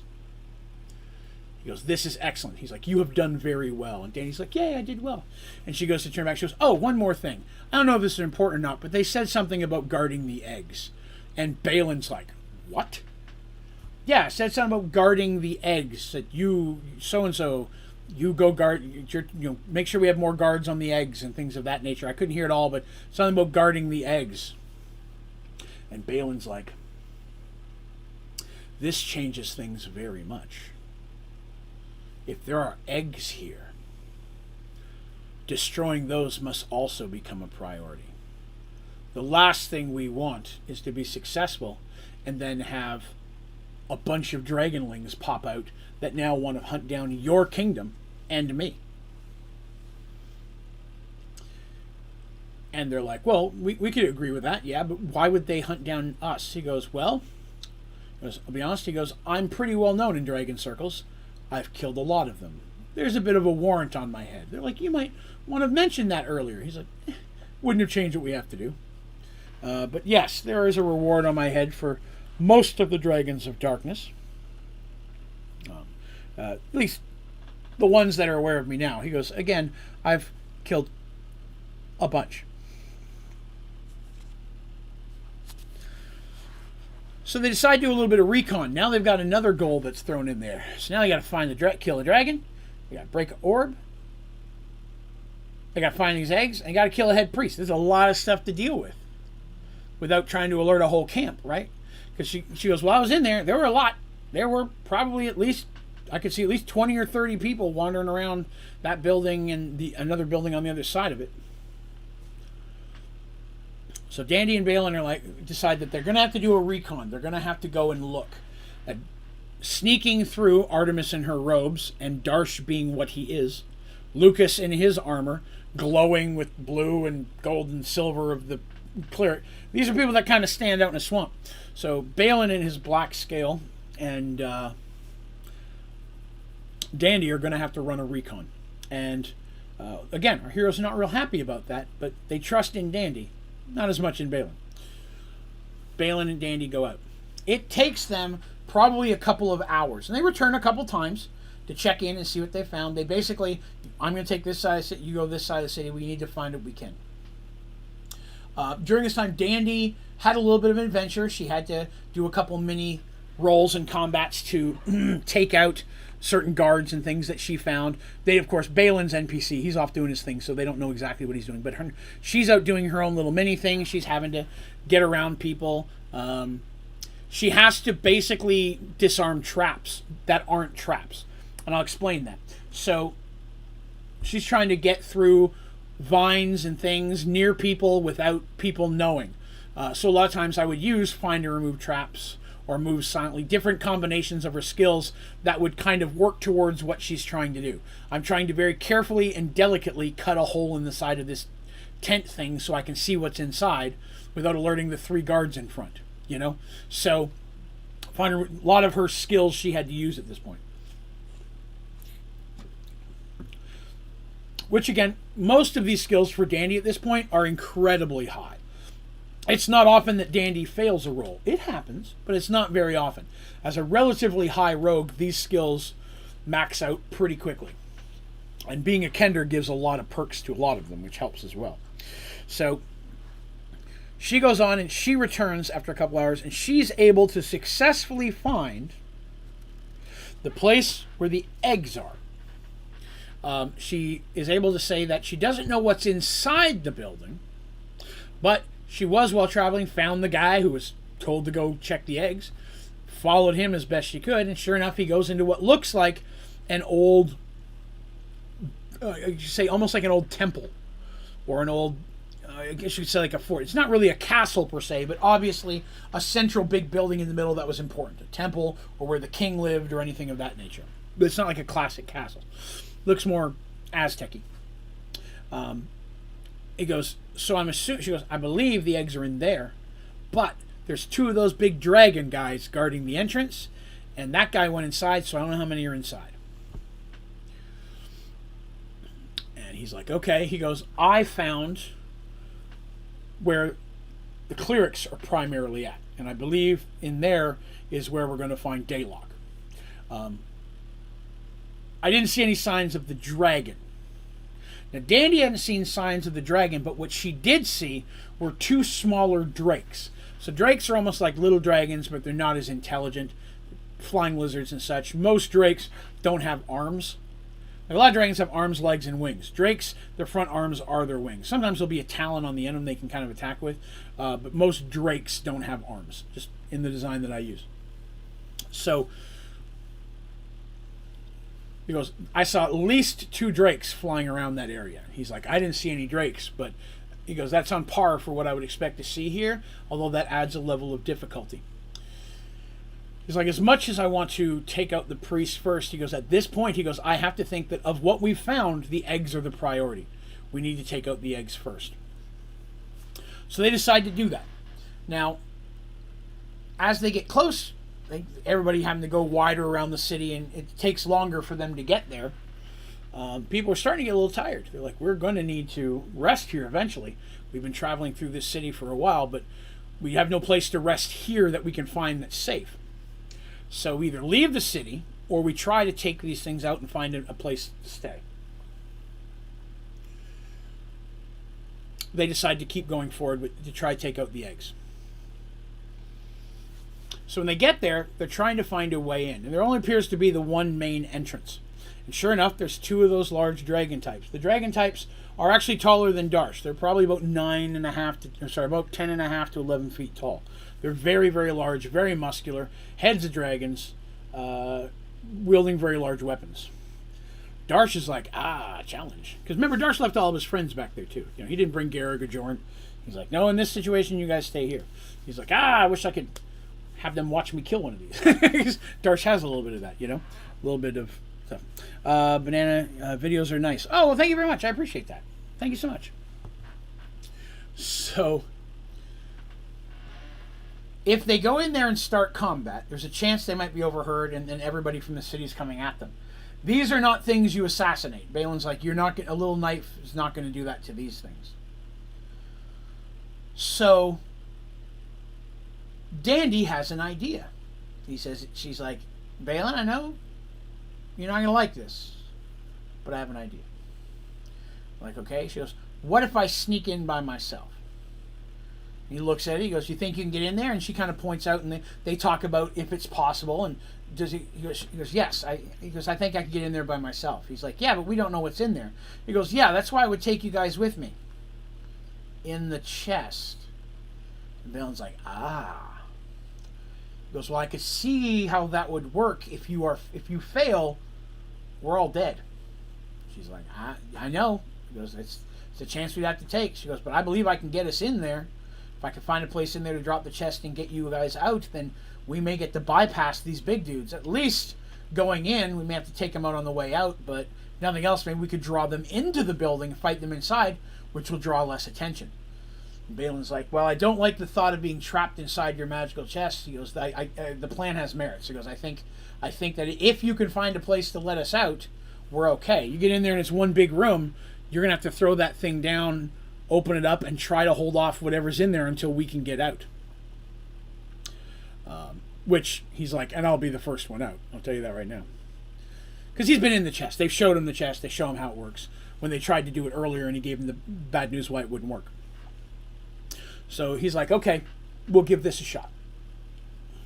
Sure enough, they all get in the chest. And he's like, if you get to a spot that you think it's not going to work or you're not, turn around and come back. He goes, I would much rather us have to go in full steam and alert the whole town than you get caught and we get all dead. She's like, that's a fair point. I'll remember that. Closes the door. Shrinks it up, puts it in her pocket. Dandy goes into stealth mode. I made this a bit challenging for her because I assume the dragons are going to have pretty good hearing, right? Dragons have good hearing, I would assume. The dragon kin. Now, I know in current Dungeons & Dragons, there's something called Dragonborn. Dragonborn didn't really quite exist as much in 2nd edition, at least not as pair character races. They did kind of exist as Dragonkin, as monsters, Monster Manual. I'm not a fan of them as a PC race. I've talked about that. I'm not a fan of Dragonborn, so I normally don't think anyone will ever play a Dragonborn in an adventure that I run. But Dragonkin still do exist, and they fought them before. They'll probably fight them again. But it's not easy to make a Dragonkin. So, just addressing that. Let me get to the next page here. All right, here we go. Danny successfully makes it past them inside. And inside she finds that there are, looks like several chambers or doors that lead into other rooms. And there's a big set of stairs that go down underground. Almost like a big subway entrance, if you think about it. Like a bunch of stairs that go down in the darkness. There's a rim up top, but there's different doors on there. And she's looking around. Some of the doors, the rooms have already caved in or just full of trash and stuff. Where people have just thrown junk in there over the years. These guys living here. But she decides that she, instead of going all the way down, because she doesn't know what's down there, she's going to bring everybody out first. She can pull them out one of these rooms. They're just going to have to be careful not to make too much noise on their way down. But she doesn't see any other sentries up here. Once you get past the dragon dudes, you don't see anybody else. And she already saw one guy come in here. So she knows there's probably at least one dude down there, unless he left while she was out telling everybody what was going on. She lets everybody out. Balin literally puts hand on her shoulder and tells her she did well. At this point, he's starting to see how much useful they are. Well, mostly Dandy. The other ones haven't done that much yet. And they start to go down, Balin and Dandy kind of leading the charge. And they go down there and they come to a set of big doors that are open. They're not closed. And you can see light in them. So they approach them very, very carefully. Looking inside, sure enough, there's several. There were two dragon eggs. The dragon eggs are pretty big, depending on their size. You watch Game of Thrones, they're this big. It's bigger than that. So depending on the size of the egg and the size of the dragon, the type of the dragon, these eggs are very black. They're not scaled per se, but they're very rough, almost like a leather texture. And these eggs at this point are at least, 2 feet, 3/4 of a meter for metric folks, in width and a little bit taller. They're nestled in what looks like almost like a nest type thing made of blankets, cloths, and things of that nature. But it's set in the swamp. The water is running through it, so it's wet stuff. Like these things, swamp dragons, they're fine in the water. And there are several braziers in the corner lit up, and sure enough, there are at least, let me see how many there were. I won't tell you at least, let me tell you the exact amount. There were 8 human guards in here, 2 of the clerical guards in here, and 1 more of the dragonkin. A large group nonetheless. Balin and Darsh and Mercy, and they're all starting to talk. They're like, well, how do we want... They're all spread out across this room. There's no way we're going to be able to surprise these folks. We come through the door, they're going to know it. And Dandy, once again... The young lady who played Dandy really shone in this one. Once again says, I have an idea. Put the chest back down. Puts the chest back down. Now, standing from the doors, right? The doors are push-in doors, right? So they're inside. They're kind of inside the room, and they're relatively large. They're kind of heavy, but they're not open all the way. Like they're kind of like open, like you can squeeze through. But they're partly closed. Like they're heavy, so they didn't mess with them. Big enough space for even Darsh to walk through comfortably.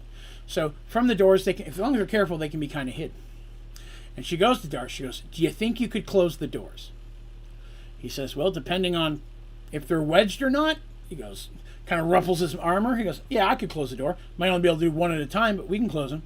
Balin's like, "I'll do the other one." And they look at him like, "Oh, sure, Balin." Well, Darsh is like, "Okay, well, after I do the first one, I'll help Balin do the second one then."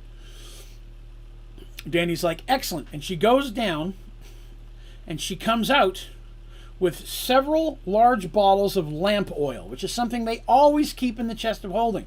Danny likes to set things on fire. And they're like, this is a room full of at least ankle to shin deep water that all these people are standing in. Why they're not sitting. Fire's not going to do as much. And he's like, I'll be honest, the eggs are immune to fire. That fire's not going to... She goes, it's not for them. And she goes, Darsh, lift me up. And he literally lifts her up, and she starts pouring it over the edges of the doorway. She greased the hinges, per se. It's not going to work as good as other stuff, but it's going to help.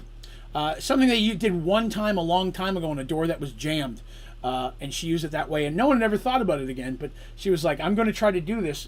She goes, are we going to try to lock them in there? And she's like, no, we want to lock us in there with them. If we can get the door closed as quietly as possible, then everything up top may not know what's going on down here. These are pretty thick doors.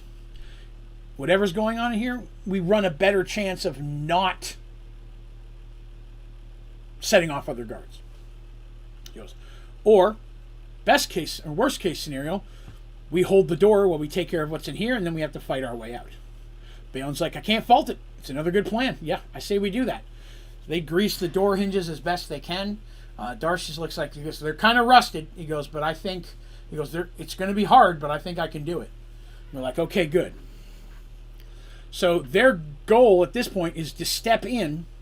Artemis is immediately going to cast a spell. She's going to try to, which I think she was going to use one that made creeping vines try to wrap around, try to catch people, try to hold them still while Darsh and Balin could struggle to try to get the doors done.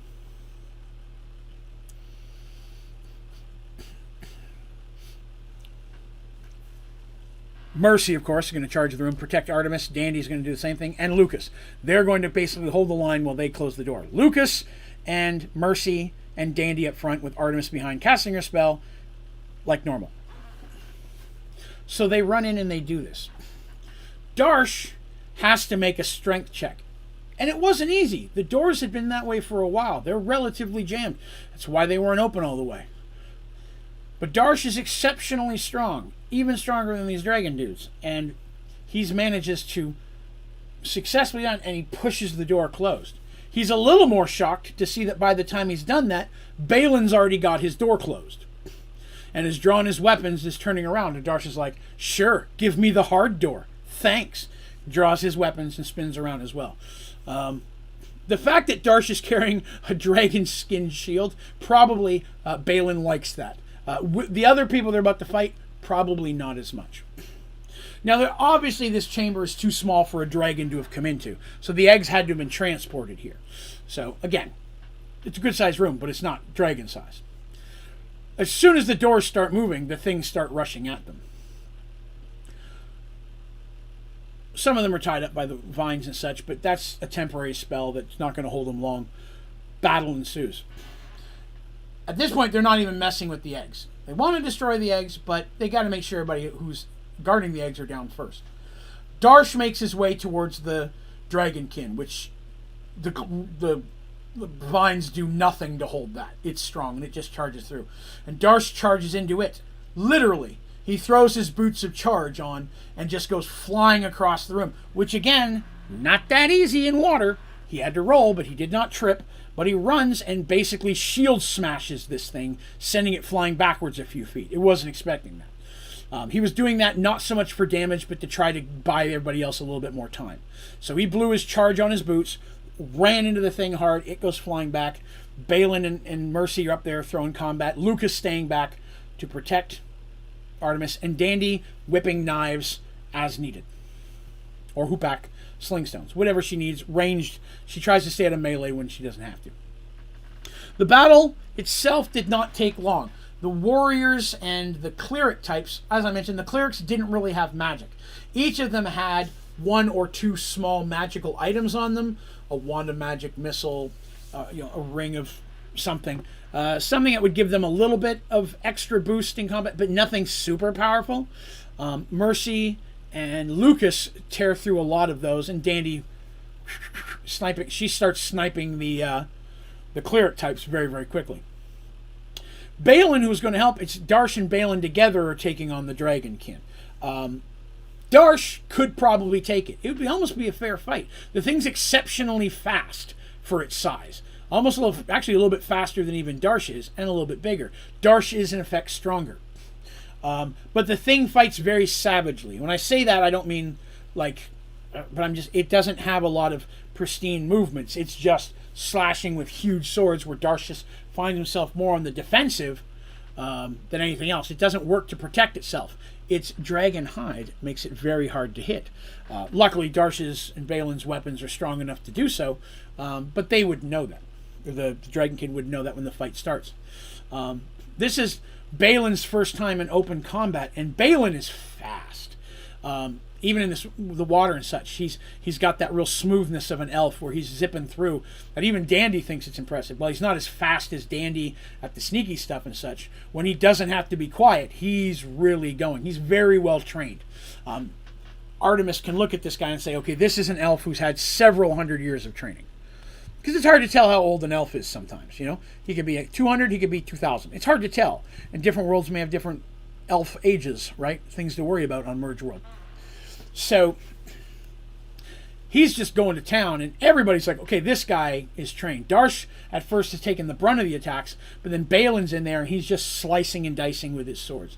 So it turns on him, but he's not even trying to parry. He's just dodging, cut. He's letting it make its wild movements. And while he's doing that, it gives Darsh the opportunity to step in and score a good hit. And sure enough, it's Darsh that actually does the killing blow. Is able to run his sword right through the thing. And he didn't run it straight through. He came in on the side. So it came on this side, through the heart, and back of its back. Because he was kind of on the side. And one thing that Darsh likes to do before he pulls the sword out is twist it one good time. Because he's strong, right? He can do that. Feel that rip of flesh and then pull it back out. Do a little damage on the way out. Because you don't know if it's dead sometimes. But that was a killing blow for this, and it did in fact fall. As soon as they're all dead, Dandy and them are very quick to go to the door, check to see if there's anything. No one else is coming down. At least they can't hear anything but through the door. They believe that they were successful. So now, what are they going to do? They have to destroy these eggs. Destroying the eggs are not as easy as just taking a couple eggs and smashing them. This point of development, it's not just an embryo in there. It's a partially, if not relatively formed dragon at this size. To be honest, most of them didn't really have a heart for it. And Balin understood. And Balin is he's like, you guys, I'm going to be honest, you've helped me much more than I could have ever hoped you would. You guys, I was sent to you for a reason, and that reason has clearly been shown to me so far. But in this is my duty. This is what I do. Step away, avert your eyes, and I will deal with this. And Balin goes and he destroys the eggs, literally running them through with his sword and such. And once they're open, throwing burning inside, and because the eggs are immune, but things inside not so much. But he destroys both eggs and everything inside of them. When the deed is done, he's like, all right, now we have to get out of here. They have to make a decision. First thing, we're going to have to open the doors. If there's things there we got to fight, we got to fight. If not, does Dandy try to sneak out? They determine to try to do that again. They decide to only open one door just big enough to squeeze out. And they go with the door that Darsh had for some reason. Balin's like, no, do your door. Darsh's like, okay. So they manage to pull it out. Sure enough, there's nothing down there. Everybody gets inside the chest. Dandy takes it. She goes sneaky again and manages to make it out. So they were successful in that. They managed to make it through that fight without any real problems and destroy the eggs. Dandy finds a safe place. Again, they're further in than they've been before. Finds a safe place. When they get out, she draws their attention to something else she sees. In the distance, just past the cities, appears to be almost like a hill or a large mound of earth. Right? Not a mountain. It's not that big. But a pretty large mound of earth. And it appears to be there's a large hole in the side that they can see. And Balin's like, yeah, there we go. That's where the dragon's going to be. But he's looking at it, and he seems a little bit dubious, even though he doesn't really say anything. He's like, yeah, that'll be the one. So do we go after the High Cleric, or do we go after the dragon? They decide at this point they're going to go right after the dragon. The High Cleric is the lowest priority. If they can, they will, but the dragon is the big one. And as I mentioned, they've already used some spells. It's getting late. They need to go ahead and take on the dragon while they're still capable of doing so. Now, making their way to the dragon's cave is actually a bit easier. There are less sentries. Dragons don't need that much guards. They do come across a bit more of the cleric things, but the cleric dudes, they don't see any more of the dragonkin at this point. The dragonkin appear to all be in the city, protecting eggs and such. But they make their way to the edge, and they sneak past everything. When they get to the cave, there doesn't appear to be anybody guarding it specifically. But the cave goes in and down, and water's trickling down into it as well. So it's going to be a wet, sloppy ride, but they're going to have to make their way down inside, which they decide to do. Not knowing what's in there, they decide not to use the chest sneak trick this time. They're going to all go down together. And then I have something to read. And this is what I read to them. You make your way down into the cave. Water trickles past your feet, and the air smells damp and moldy. Soon you come upon a huge chamber. Coins and gems glisten in piles from the light of your torch. I knew you were a fool, Balin, says a great voice from the darkness before you. But to face me here is stupidity even beyond you. Sinatra, Balin hissed the name through clenched teeth. Where is he, Snake? You will not keep me from my vengeance. A massive black draconic head came into view. The dragon, in fact, was huge, though not as large as Balin had described. Coins spill and topple over as the dragon takes a step forward. You could never kill him, human. Or no, sorry, elf. I said human there.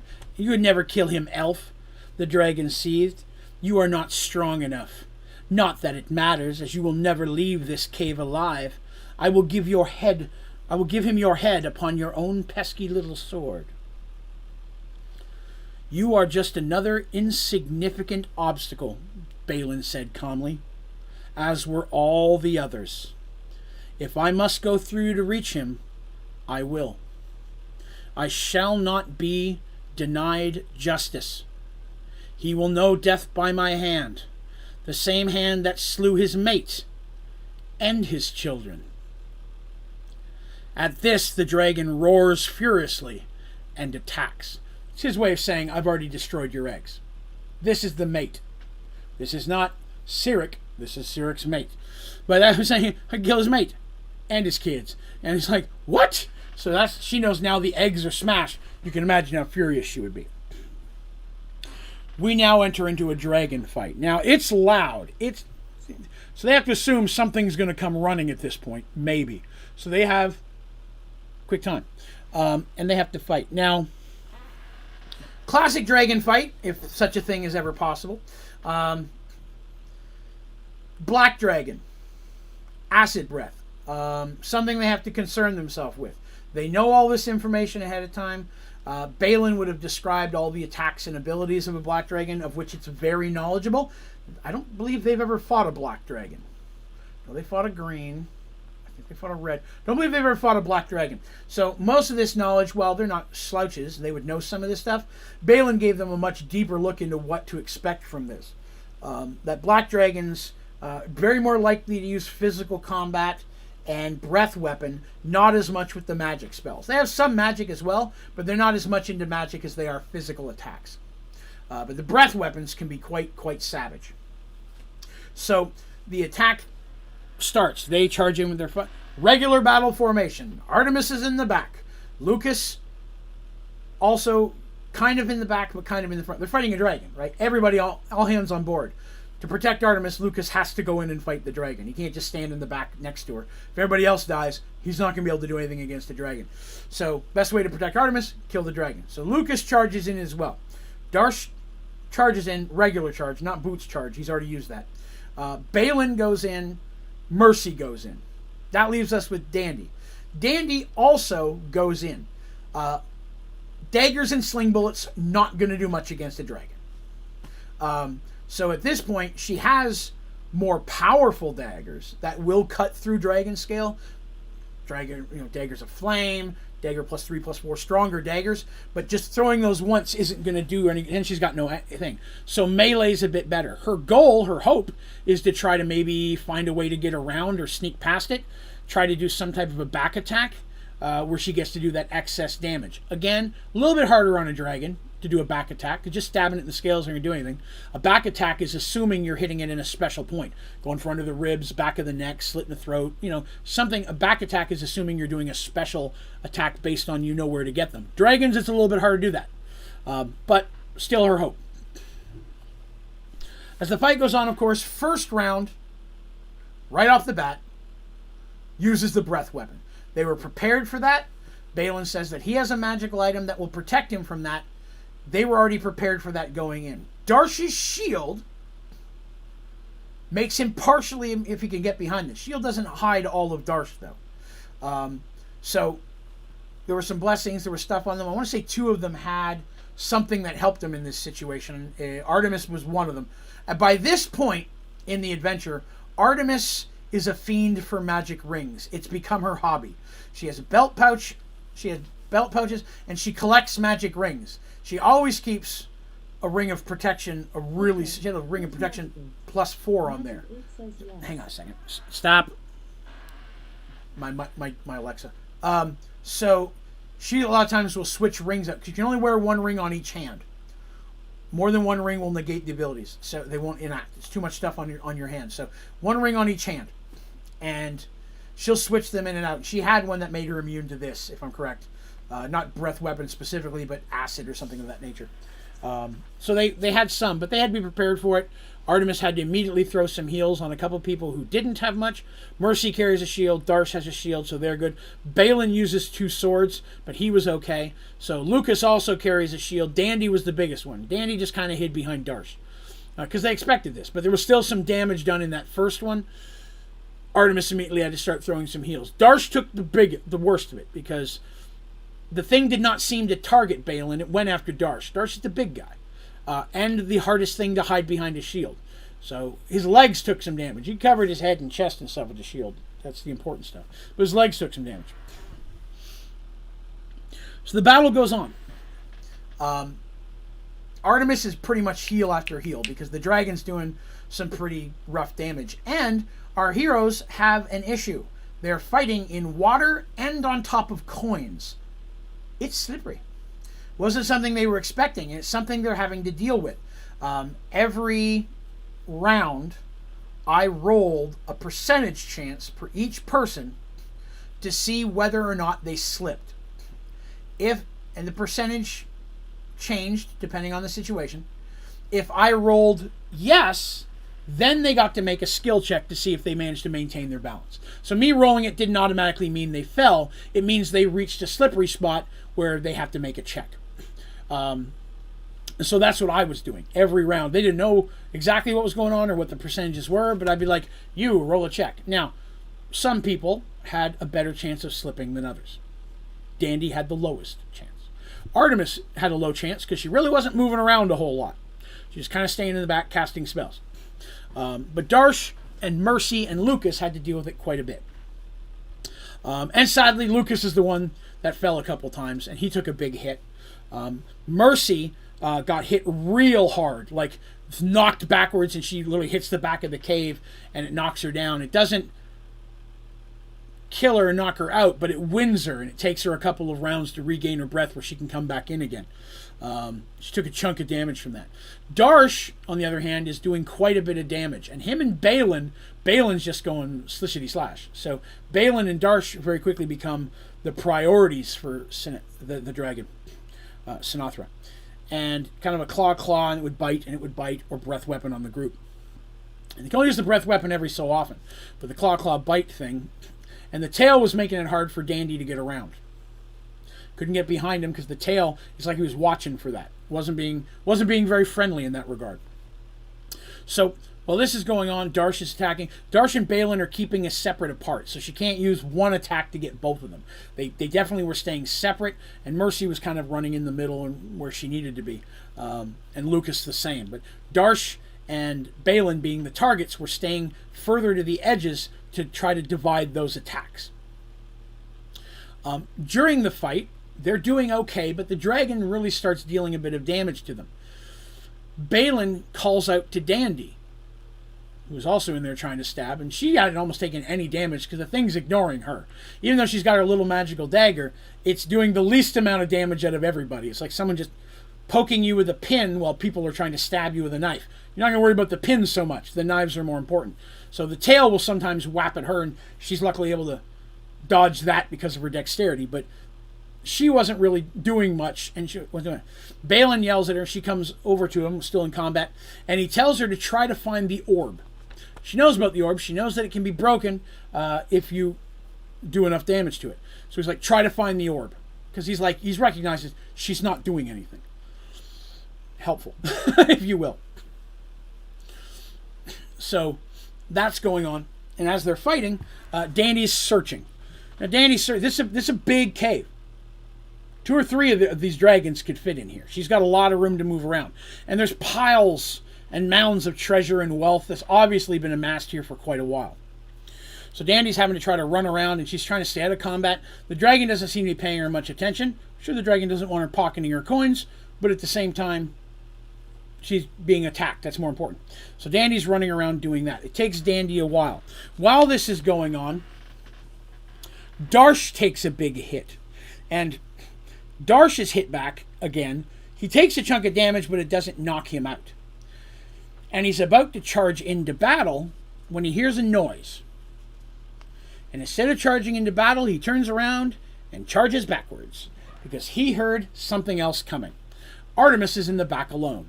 So Darsh is now running to the entrance, and here are several of the cultists and warriors coming down. Darsh is trying to hold that line himself, while Balin, Mercy, and Lucas are doing melee on the dragon. Without Darsh there, it's focusing more on Balin and able to do a little bit more to them as well, which causes problems. And Artemis is now split, trying to throw heals on either side. She's kind of stuck in the middle. Now, they're far enough, and I said there weren't a lot of guards near here, so there weren't a ton. There was only about 6 to 8 humans. And again, none of them have heavy magical power, and some of them are relatively trained, but they're not a Darsh. And they're coming down here not sure what's going on. They don't even know if it's just a battle or an angry dragon. But as they're coming down here, Darsh takes out the first couple very, very easily. Darsh at this point, if he can roll a very good, successful hit on a dude that doesn't have a lot of armor, he can usually kill them in one hit. And the clerics aren't wearing armor. He targets them first. Because while they don't have spells, they seem to have 1 or 2 little magic items. He doesn't want to deal with that. So he targets them first, and sure enough, He takes out 2 in the first round. Now, about this time, Dandy finds the orb. The orb is sitting on a stand. And again, it's about this big, right? A big beach ball. And it's got swirling colors inside of it. And she looks at it and she's like, well, that looks magical. Now, I've always been told not to break magic things, because breaking magic things are bad. You break a magic thing and all the magic comes out and goes whoosh and everybody dies. But at the same time, Balin said to break this magic thing. So maybe the whoosh won't come out, or maybe the whoosh won't hurt me or my friends. I don't think Balin wants us to die. We've been very helpful. I've been exceptionally handy. He even patted my shoulder once. We're basically best friends. He wants to be, but I like Darsha a little bit more. This is the conversation Dandy was having with herself. Because Dandy did that a lot when trying to make a decision. While everyone else was fighting, Dandy would decide what she wanted to do. The thing seems to be sitting on a stand of some kind. Looks like it's made of metal, but it doesn't look anything special, so Dandy doesn't worry about that. She's like, okay, well, I guess I'm going to break it. She takes her hoop-ack, and instead of smacking it, because that could break a wooden hoop-ack, even though hers is blessed, she has the metal tip on one end, so she starts wailing at it really hard. Like a very hard egg, it takes some time. But she starts smacking on it really hard. But when she does, every time she hits it, it makes a really loud ringing noise, like metal on metal. You know, like clang, like that echoes through the cave. And after the first one, the dragon is aware. And the dragon, very unhappy about this, turns partially to try to see where Dandy is. This limits the dragon's attack in that round. Our heroes are still attacking. Darsh is holding the line pretty well. There's only 3 armored warriors at this time. None of the dragonkin yet, thankfully. There's 3 of the armored warriors there. And he's holding them off. These ones are a little bit more skilled. He's doing some fighting. Balin uses this as a chance to get in and really do some cuts on the stomach of the dragon, who's still attacking but trying to find Dandy. Because it knows where the orb is, but it's looking around. It doesn't see Dandy. Dandy's hiding on the other side of it. She's very small. And she's hitting it again and again. She gets to do an attack every round, just like everybody else. So she's hitting it, and I'm having her roll damage. She has to do a certain amount of damage to it. And each time she hits it, the ringing is louder, to the point that the dragon seems uncomfortable, like the sound hurts a little bit. And Balin's like, yes, you're doing it. Hit it harder. And like, keep the pressure on. And everybody's attacking. And Lucas scores a really good hit here. It actually manages to cut the wing really harsh, which really drew her attention on Lucas for a minute. And then he took a really big smack. But then we get to the big stuff. The dragon, angry at all this, turns again, instead of a breath weapon, just does a huge sweeping attack with its arm. And people try to dodge, they weren't expecting it, and it just kind of sends everybody, kind of sailing. They either have to dive out of the way or they get hit. And then it turns and starts charging through the coins to get to Dandy. And again, it's a dragon. It's still slippery coins. But it's crawling through the coins, digging to get to Dandy. And Dandy's hitting the thing, and she hits it for the last time, and sure enough, the thing just spiderwebs for just a second. Like, it didn't make no cracks or nothing until she hit it that last time. The whole thing spiderwebs intricately. She looks at it for a second, and she goes, poke. And the thing goes, poof, and as it does, this light just kind of flashes out, and it sends her flying backwards. And in her mind, she's like, the magic woof got me after all. And she goes back into a bunch of coins and into the water. And it goes out. Everybody feels it. Everybody who's standing gets knocked back. Darsh knocks him down to one knee. He's a very strong guy. But the 3 guys he's fighting are knocked backwards up the hill a little bit, which he uses to his ability to get one. But they draw their weapons, and the dragon screams, and it turns back around, and this time it's just like angry and it's turning around, and it's like looking for a place to go. It gives the look like it's looking for an escape. And because it's at that time that Balin roared. The scream that came from Balin can only be described as a roar, almost in the same volume and agonizing unhappiness as the black dragon. And as his body crackles and shatters and changes, his body grows and gets larger. He, within just a moment, grows into a very large silver dragon. Not quite as big as the black that's in here, letting you know it's younger. But a silver dragon nonetheless. and with a howl immediately attacks the drake in front of him. Everyone's a little surprised by this, and just doing everything they can to get the hell out of the way of two dragons fighting in a cave on a mound of coins. Dandy being in the worst trouble because she's in the middle of it all. So in this scene, I had her make rolls. You imagine that Dandy, like a video game, she's trying to run through the coins, and she's jumping over a foot, and then she's like diving under a tail, and then swinging past a claw, breath weapon splat. She's having to make a roll to dive and dodge all of these things to try to get out of the coins. And I wish I had it. I had a bit more descriptive, but I don't have it here. But I was like, you have to do this roll to rolling, diving, sliding, diving, all this stuff to not get hit by the dragon battle that's going on around her. And they're oblivious to her. No one's trying to hit her, but these dragons are wrestling. Everybody else is like, do we help? And then they hear Darsh combat at the door. So they turn and start helping Darsh because more people have arrived.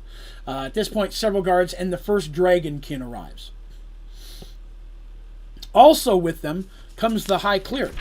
Now, this High Cleric, head cleric if you will, has a bit more mojo. Not magic, but mojo. Has some more magic stuff. So he starts trying to cast a spell. He doesn't know what's going on there. All you see are flashes of black and silver in the thing, because it's just some torches lighting. It's not very bright. Slashing in there. And this combat goes on until there's a huge scream and a howl. And everybody turns around, and kind of out of the darkness, they hear barreling, like coming through, and the silver dragon Balin comes out. And it's just, there's some wounds on him. You can see where acid has burned some of his scales off. He's got some blood in his mouth and stuff where he's been hit and such. But he's alive. And he just comes in, and he inhales sharply, and all the bad guys are like, whoo! And they turn and start to run up the tunnel. Darsh and them step back out of the way, and sure enough, he releases his breath weapon. Which off the top of my head, I forget what that is for a silver dragon. I'll have to look that up. But he uses breath weapon and fires it up the tunnel. And it just goes up in this tunnel, and it just decimates everything running while it's trying to get there, including the head priest. This means, of course, that whatever he was wearing was destroyed, so they didn't get any of his magic items. Had they chosen to fight him first, they had a chance of getting a really cool magic item, but they did not. I like to do that. I prepare for every situation. Doesn't mean you're going to do them all. I've just got them prepared. We're going to run a little long today, but not too long, I promise. I apologize for those of you hanging on who may need to go. There's something specific I'm trying to get to.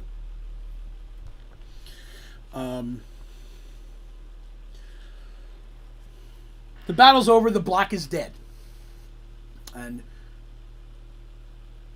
Balin is in his true form. Balin thanks them for the help and explains that his father was in fact slain by Cyric many years ago. And at that time, he fought with his father. And his father, his essence, dragon essence, was pulled into that orb. It's what they tried to do, what they did to his father as well. Then they killed his father, but Balin, still being young in his elven form, managed to escape without dying. But as long as his essence was hidden inside those orbs, those dragon orb looking things, he could not return to his dragon form. So while he really wanted to do that, his still priority was killing the dragon, even if he never got his dragon form back. Killing Cyric is his thing. And after this is all said, he realizes, okay, what we've done here, Cyric is not here. He's upset about that, but he goes, we've dealt him a heavy blow today. Wiped out a bunch of his followers, took out his eggs, took out his mate. He's going to be angry, but he's also going to know that I'm me again. And now it's going to be a bit easier, possibly, for me to find him. At this point, they had the decision. Do they want to try to go out and kill everybody else? And they're like, no, at this point we don't want to. Most people are going to flee at this point. They're not going to hunt down all these extra people. They asked Balin, is there anything else that they need to do here? And he's like, no, not here. We've done everything. He goes, but I can fly you back to the gate now, because sure enough, he's way faster than the carpet.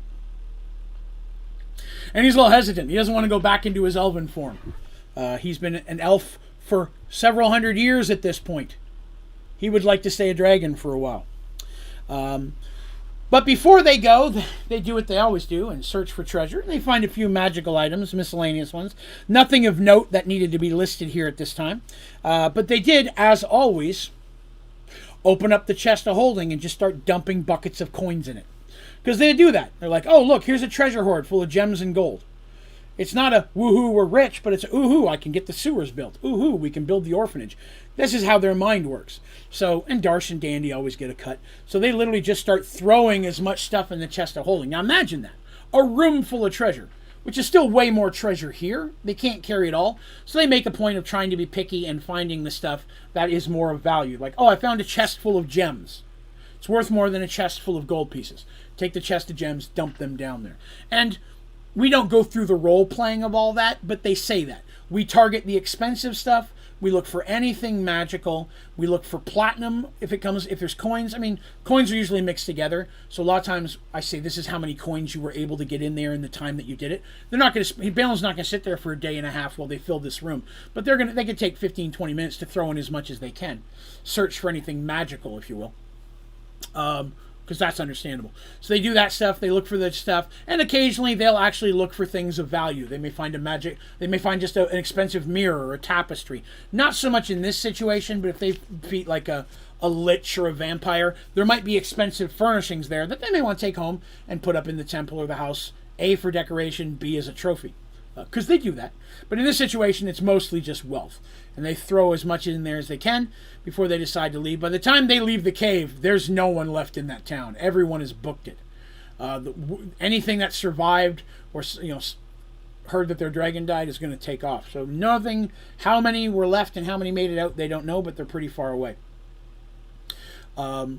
He tells them to get inside the chest of holding as well, and he'll fly them. He doesn't have a saddle or nothing. It's going to be hard for him to hold on to like 5 people, 6 people on his back. So he's like, hop in the chest and I will fly you there. And he doesn't even have to shrink the chest. He just picks up the chest to regular size. And he flies back to the gate, which for him, a couple hours. So our heroes are inside the chest of holding. And when the door opens and they look up, they're about to climb up, they're surprised to see someone standing there. And the person they see is Wade, which is one of Mercy's knights, one of the 2 brothers, Wade and Lars Owens. They climb out of the chest of holding, and Wade's not there alone. He's also there with Ivis Windstrom, which is another one of the high-ranked Templars of the temple. Immediately, the first thing that they notice, they're injured. They fought a war a few weeks ago. These are fresh wounds. They have injuries. And Wade, Mercy's like, what happened? What's going on? And Wade looks at them and says, the temple was attacked. Over 100 elites attacked it in the night.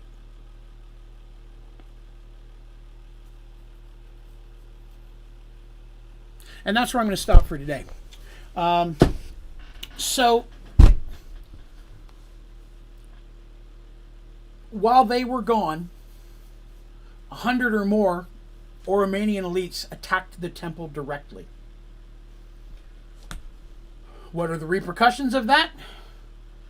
Anyone live? Anyone die? What's the state of their loved ones? We'll talk about that next Thursday. I have a cool reading part too. At first I was going to do it tonight, but then I realized, nah, I'll do that next time. So, for the record, that's just for all of the happiness you take when you see me drink Jaeger and cherries and mystery bags. But we're going to leave it there for today. So, the temple was attacked. Serious mojo. There's a knight there. Ivis. Here's a question. Ivis is not Lucas's second in command. Interesting. So, that's where we left off. So, we will continue that. So, I'd like to thank everybody for coming and hanging out with me. It was a lot of fun. If you had a good time today, whether you're watching this today or 10 years down the road, it'd be awesome if you click that like button. Definitely appreciate it. It makes a difference. If you're new to the channel here on YouTube, be sure to hit subscribe. If you're listening to this on iTunes or Spotify, hit subscribe, follow, like, a rating, a review, whatever they have there. Different ones have different things. I can never remember. But if you'd leave a rating or review on there, that would be awesome. If you've actually listened to it, of course. It'd be awesome to get your feedback on there, and it definitely helps there as well. But I appreciate you come by and let me tell them a story today. Let's see, what's next? Yeah, so we'll be back here next Thursday for more Mergeworld, and we'll talk about the epicness of this story. I feel really bad because I made a mistake in the story telling it. That was a big mistake that I'm going to have to fix. I'm going to have to change something to fix it. I can't go back and change it because it'll change too much stuff. So that's something I have to edit in the future. I'm going to have to figure out a way to rewrite a piece of something that happened. And I feel bad because I'm afraid it's not going to be as cool like that.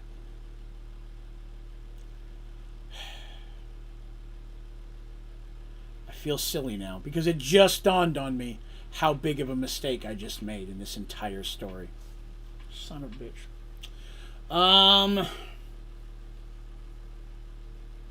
I'll tell you what the mistake was. I don't mind. Lucas did not come. It wasn't Lucas that came. I put the wrong person in there, and I just realized it wasn't Lucas that was there. It was not Lucas. Lucas didn't come. She didn't bring any protection at all this time. It was just the four of them, not Lucas. Son of a bitch. That is going to make problems in the future. Oh, well, I'll have to figure it out. But yeah, sorry about that. It wasn't until that last minute that I realized it wasn't Lucas that came. But I'm not going to go back and change everything we talked about today, even though Lucas didn't do a huge thing. It was somebody else that was supposed to be there, not Lucas. Oh, well. All right, well, again, thank you all for coming.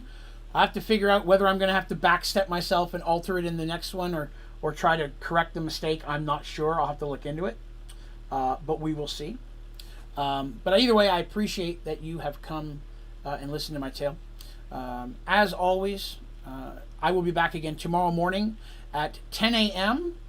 Eastern Standard Time for a 4-hour Satisfactory stream.